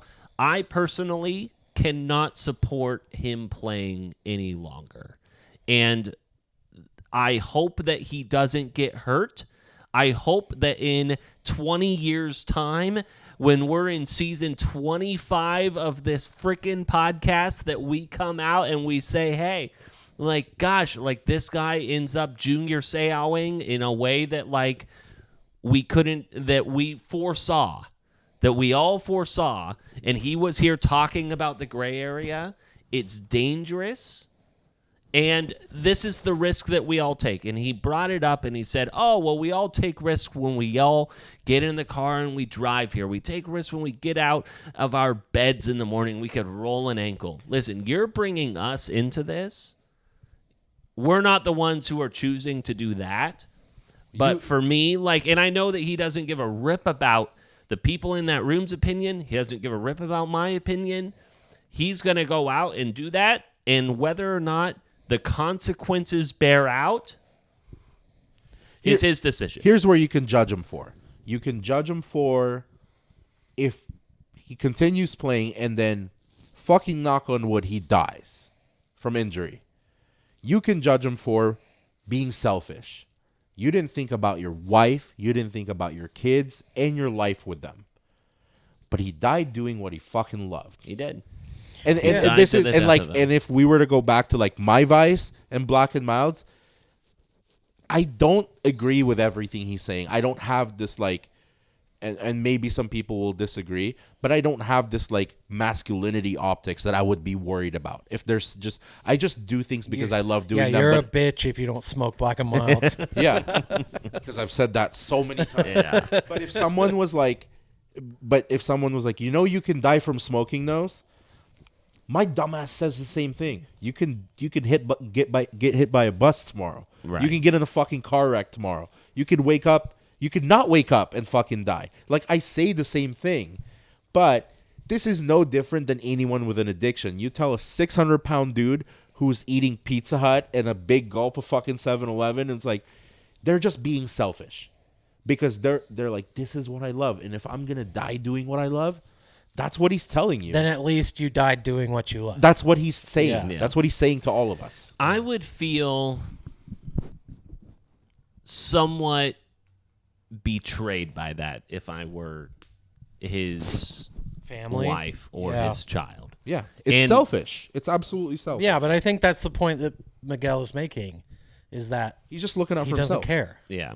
And and at the end of the day, it's like, okay. Yeah. And when you know and you're saying, hey, there's a gray area, but on one side of that gray is mood swings, forgetfulness, deep depression, mental illness, CTE, all of those things that will affect your livelihood long term, and how it is with how you interact with your family, with your wife, your children, the people around you, your worldview. I don't know. It's tough. If you deal with anyone, but I'm not in it. If you deal with anyone with an addiction, it's always the same response. It's always like, this isn't about you.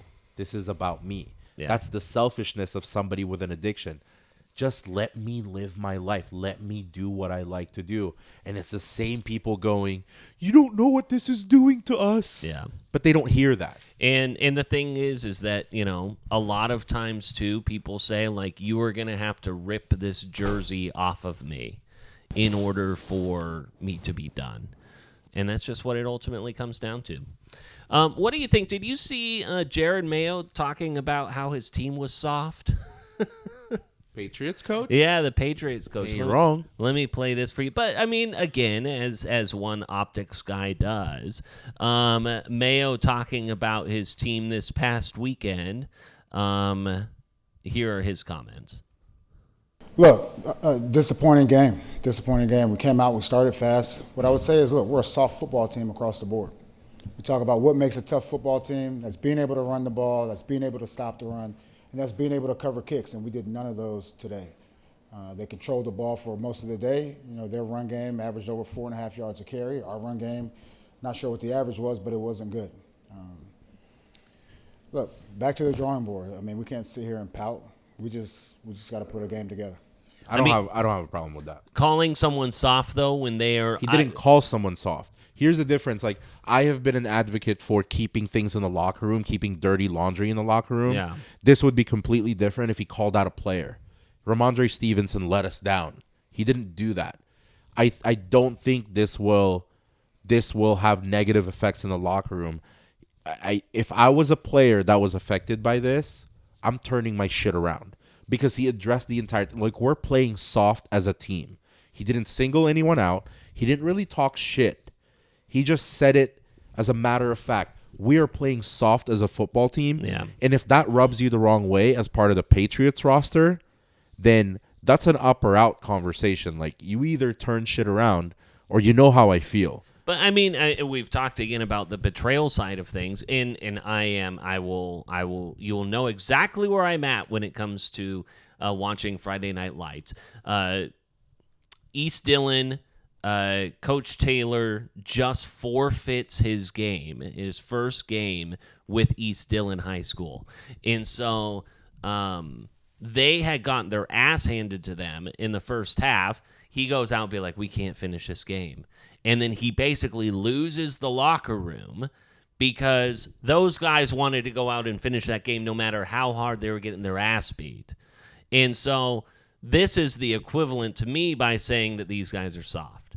They quit on him. That's not the same at all. How is it not? Because, I mean, it's just like... Are you serious? Kind of, yeah. I mean, tell me why that's Friday not... Night Lights, he quit on his players.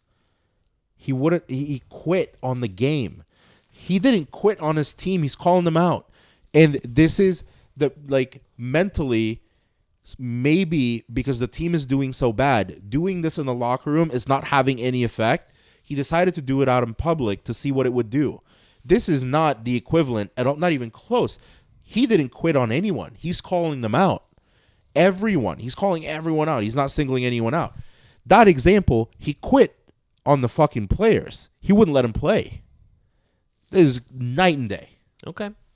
Night and day. I'm completely fine. If I was a player on this team, I will respond in a positive way to this. I'd be pretty frustrated. Be like, I am putting my ass on the line out there, and you're saying what I'm doing is soft. Because results But I matter. mean, I think that from an optics standpoint, you just go, okay, like there are more tactful ways in all of your media training to talk about the softness of a team versus what about that? Unless that's what he wanted to convey. What about is that we're fucking soft? What about that tone really offends you?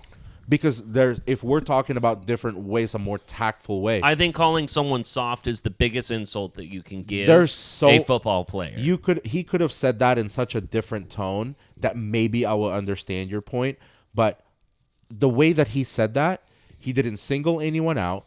He just said it in such a matter-of-fact way. We're playing soft as a team. So if you're not the right type of player, this strategy is absolutely doing what it's supposed to do. If that offends you, you don't belong in that fucking locker room. All right. If you respond to that, then absolutely. Braxton, how do you feel about? Let him listen to that. Let him listen to that video. I get it, and I feel like if Bill Belichick was the one who was saying it, nobody would feel any way about it. But you think first-year head coach Jerod Mayo saying it, and it's like, who are you to make this claim? I feel like if Bill Belichick, Sean McVay, any of these big name coaches, Harbaugh, we're like, hey, we played soft today. The team was soft. Nobody would bat a fucking eye. I think that the S word is probably the biggest. Because he's trying to get a rise out of his team. Has he earned that? Has he earned the ability to say that? Right? We're all talking about the Harbaughs and the Belichicks of the world. We're talking about a first-year head coach who's throwing that out there. I'm not sure has earned the right to say that. What does he need to earn? You can lose that locker room real quick. Peter, you can lose that locker room real quick. What's their record? Bad. No shit. Exactly. This whole thing, you're so focused on optics, you completely lose sight of what is so fucking important. You're talking about, hey, the reason you're questioning it is because he hasn't earned it. This guy might have one season to prove himself. He might. Oh, cool. Let me just wait till the third year to call him soft. Yeah, let me just wait until the sixth game to lose the locker room immediately. They're 1-5. They're 1-5. They suck. He's lost the locker room. Yeah. He's not ruining a 5-0 team. He's not ruining a 5-0 team. I don't think there's anything wrong with that. Yeah. Not at all. This is just a classic case of you have never been in the locker room. I haven't. Not at that level. I don't think you understand. Like, I will respond so positively to that. Okay, so let's see. Who do the Patriots have this week? Patriots have the Jets. Do you want to put money on that game? On what? Well, let's look at you guys bet on a Patriots-Jets game. I'm sad. Who do you want? Listen, I've accidentally taken the Jets multiple times this year, and I've doubled down on that, and it hasn't been good Remember for me. earlier this year when you were good at betting? Yeah, not so good anymore, guys. Yeah, if you take the Patriots, I'll take the Jets. No, that's not what I'm saying. Jets have lost you money. No, but what I'm saying is that I think that is a moment where you lose the locker room. Okay, I understand we're on different sides of the argument, but I'm not stupid enough to bet for the Patriots. Well, hold on. So let me try see not what to the take points are. advantage of a fucking bet here. So we have the Jets at -7. Yeah, the Patriots are missing half of their players, and they're already bad. So, again, I'm not dumb enough to make a bet even though we're arguing for different things. At -7, you won't even take it. The Jets are 2-5. We've got one win better, but whatever. Name 5 Patriots players. Stevenson, Gonzalez, go Ducks. The corner. Yeah, I get Christian. it. That's 2. All right. Drake May. Okay. 3. Then you've got Jacoby Brissett, backup quarterback. All right, man. Okay. Get to 5. Let's go to 5. Demario Douglas, wide receiver. Just picked him up on the waiver Finding wire. black names. No, it's a real player that I just picked up on the And waiver that's wire. 4. So that's 5. I thought that was 4. That was 5. So screw you guys. 5 players. That's a good poll by me, assholes. Don't lump me into this. We got a Thursday night game that's going to have the Vikings and Rams. Cooper Kupp apparently possibly on the way out. The internets are saying that Cooper Kupp might be traded by the trade deadline. If I was He needs to him, play. He's healthy. yeah, well, get out of there. So, and then Could you imagine him on the Chiefs? Yes, I can. I think that would be incredible. They won't, though. No, they won't do it. Eagles, Bengals, a good game. Ravens, Browns, maybe a good game. Probably not. You've got Baltimore -9 in that game. Let's see. Other good games. Falcons, Buccaneers could be good, at least from like a standings perspective. Yeah, I think it's going to be an important game. Yeah, an important game. Thank you. Similarly, the Colts, Texans. The Colts have been sneaky good with Mr. Flacco there. But now the Texans dog shit this past weekend, at least from a fantasy perspective, and losing. But can't wait to see the Chargers versus Saints. Boy, howdy on that one. Bills Seahawks has the potential. Who knows?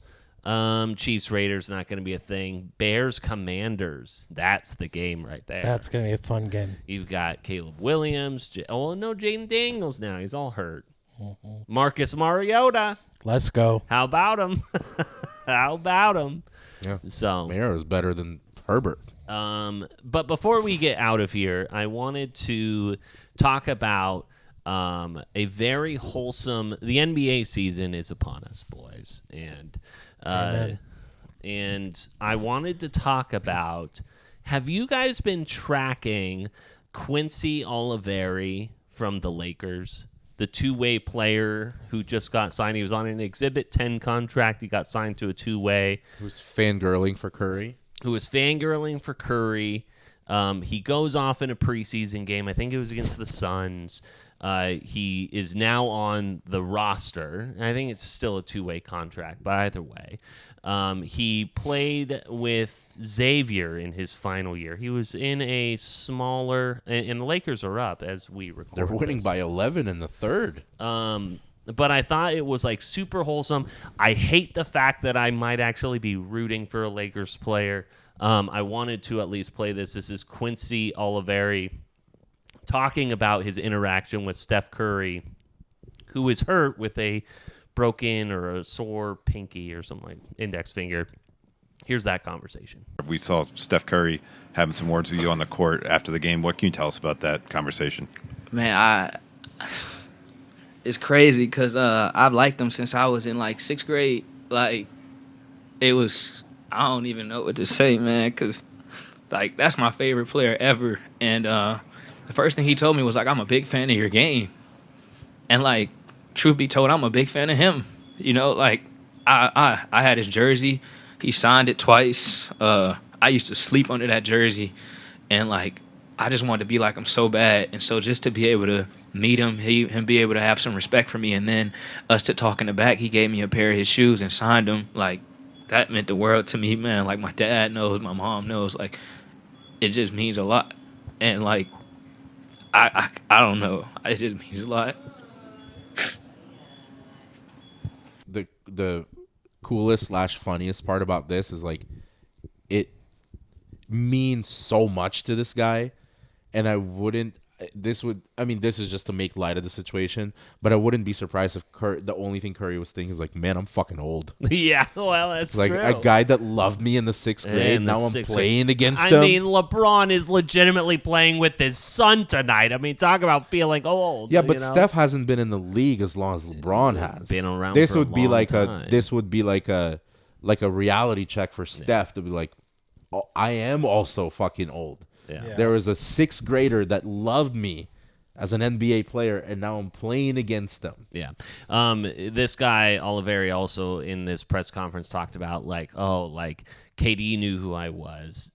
Book knew who I was. Like, he had this, like, very famous or viral moment on Instagram where he's taking a picture with LeBron, and it's on his own feed, but he's like, who's number 41? And he's obviously 41, but he's standing there with LeBron. And so I think that he knows how, like, rare of a situation that is. And I love just kind of like the awareness, as some people would say, the touching grass type of a moment, to actually like touch the grass and realize the place that you're in at that very moment. It's a very grounded approach that, like, guys who already are in that, like, lottery pick type of thing don't have the perspective that I feel like this guy has, which makes me root for him that much more. It also helps that if you are this type of guy and you are like you're not the lottery pick and you're the guy that's like self-made, like started from the bottom and all this, it helps to be with a franchise like the Lakers because you get more TV time. Yeah, that's true. This might not happen if you're with like the Pelicans. Yeah. Or the Grizzlies. But with the Lakers, this is focused in on a lot more because it's the fucking Lakers.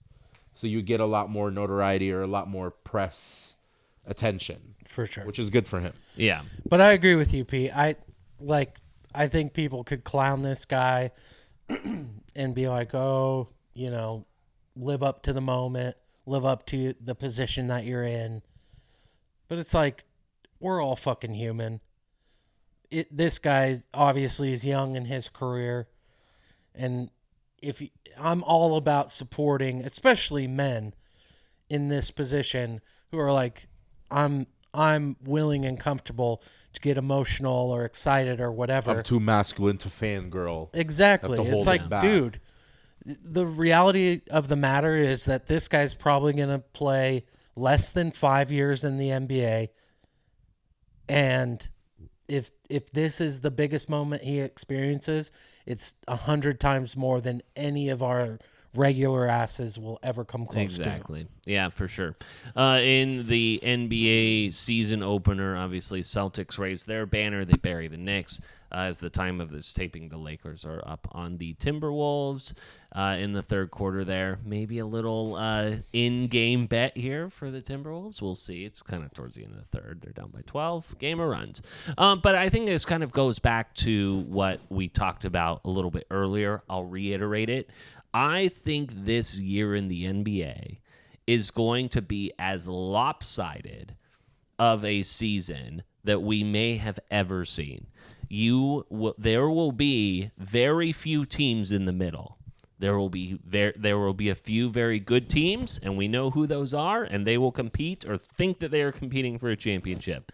But there are going to be a lot of bottom dwellers, and those bottom dwellers will be bottom. They will be bad. I mean, we're already seeing it with the Trailblazers. We're already seeing, like, their guys who are just already out for weeks on end. The fact is that, like, we are going to see some of the worst teams this year in the NBA. I firmly believe that. Can you imagine if the Blazers get Cooper Flag? I think that even if they don't, they're still going to get a possible generational player this My year. allegiance to Duke players when they get to the league isn't as heavy.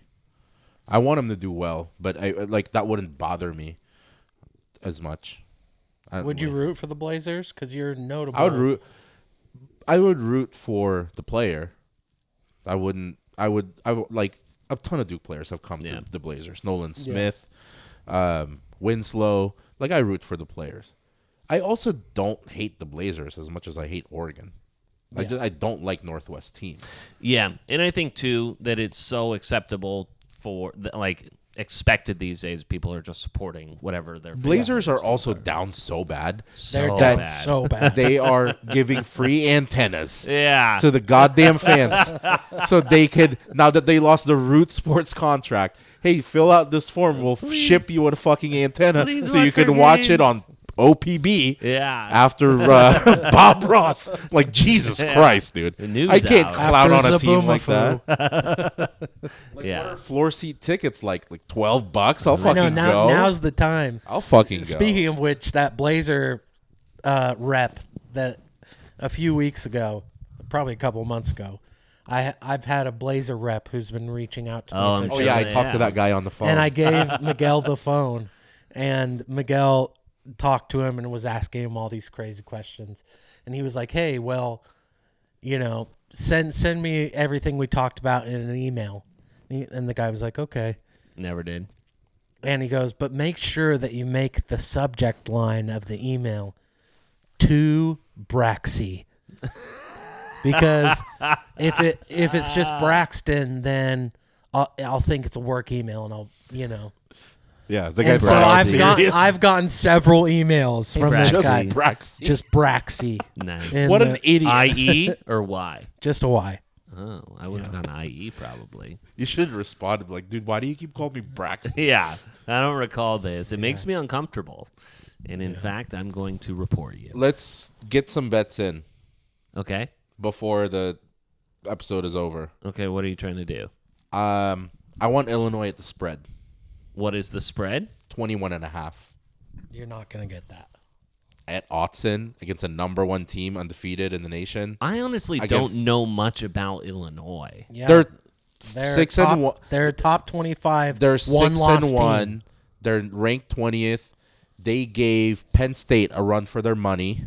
I don't know about Peter, but I'm not going to give you 21. Can I have? Well, I know you're not betting. I am possibly going to commit to that, but I don't know enough. Here's blindly take that. Here's Illinois' schedule. All right, they beat 22nd ranked Nebraska by 7. Nebraska's good. They beat them. Well, they not can't anymore. beat a ranked team. Yeah. They beat number 24 ranked Michigan by 14. That's a good team. They were better That's than a good 24. team, according to you. They were better than 24. They when lost beat to Penn State by 14. Number 9 ranked Penn State. I don't know. Those are 2 teams out of the 3 that you said Oregon's going to lose to. Yeah. So, based on I'm not saying Illinois is bad. I mean, they're 6-1. Exactly. 20th so you ranked. should be willing to take them. And they've got over 3 touchdowns at plus 14. No, fuck no. So, I don't know. All right, what's your next bet here? What's the current line on the Minnesota game? The current basketball game happening.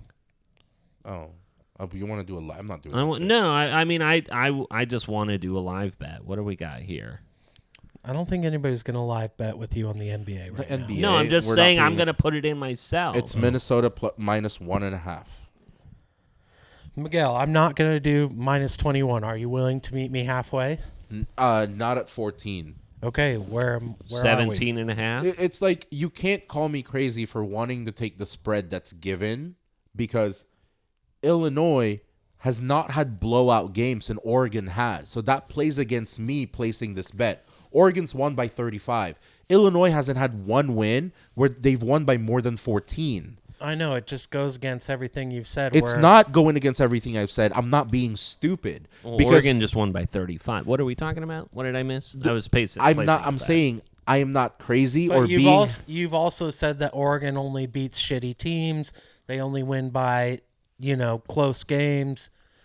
But for betting purposes, I'm not making an emotional decision when a team like Illinois, who's 20th ranked and 6-1. Then where are you at? The spread.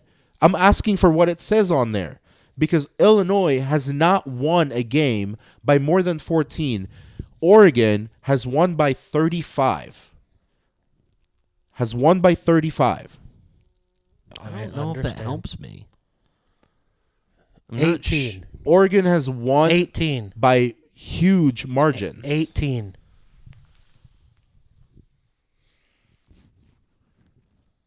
I'll do 18. Okay. How much? You name it. $40. $40. Okay. $40. Braxton's on the board. You gotta love it. You love to see it. You want... I'll take Boise State if someone wants to take UNLV. You have UNLV at home. UNLV 6-1, Boise State 5-1. A fun game. I'll take Boise State minus 3.5. What's UNLV's record? 6-1? Mm-hmm. Sure. $20. Okay. UNLV. Shake on it. Plus 3.5. Plus 3.5 for good old. He didn't shake either time we offered him. That's true. Well, if it's on the ledger, it's official. Okay. You want to take Nebraska against Ohio State? No, not at all. Nebraska can't do anything against a ranked team. Do I get Ohio State? No, I would take Okay, Ohio yeah, State. then no. Not at all. Miguel gets the good team. He gets to pick. It's all him. Okay. Because you have Oregon and I have Illinois. It's called a joke, Miguel. Do you want to do... You ever heard of it? You want to do Chargers Saints, huh? I'll take Alabama. You can take Missouri. No. What's the line on that? Alabama minus 14. I'll take the spread. And you want Alabama? Yeah. No, not doing that. You serious? Missouri's 6-1. It's cool. Good for them. How about at 10? You guys have been really stern on how bad Alabama is. You don't want to take yeah, that? I don't. At 10? Peter? No, but he's not going to take it at 10. I think you will. I'm not, that's an advantage for me. Why are you giving me an advantage? I'm taking Alabama minus 14. Asking you to bet against them. I'm giving you 14. Why are you giving me 10? I don't know. My bad. 17. 17. I'll do 17 for 20. You see what I did there? I swear, if you guys are ganging up on me, I'm vulnerable. I already owe him money. Oh, goodness. You want to take Vanderbilt against Texas? No. Come on. Vanderbilt's good. Yeah, why did Jesse say that this weekend of college games was so exciting? I was looking up and I'm like, there's some it's good fine. ones. There's good. LSU, A&M. What I'm thinking about Oh, you want A&M? This is a good one. This will make us you want LSU? I'll take LSU. Where's the game at? It's at A&M. A&M minus 2.5. They're both 6-1. Okay, I'll take A&M. At 2.5? Yeah. All right, 20. Rack them up. Rack them. All right, what do we got? I just want to see Kyle Field go crazy. I want those stupid guys in their midnight yells to go. We have 20 on that. We have 20 on Alabama at 17. Yeah.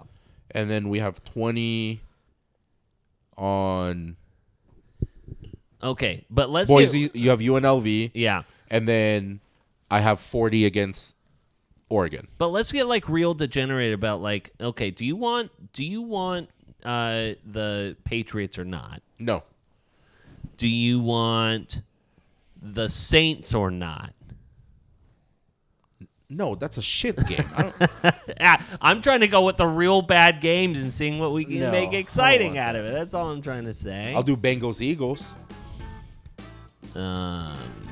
Wait, you think that the Eagles are going to win? No, I don't care. I'm just saying that's a good enough game that I would want to bet on. Okay, let me look at the line on that. Bengals, Eagles, we got Cincy minus 2.5 at home.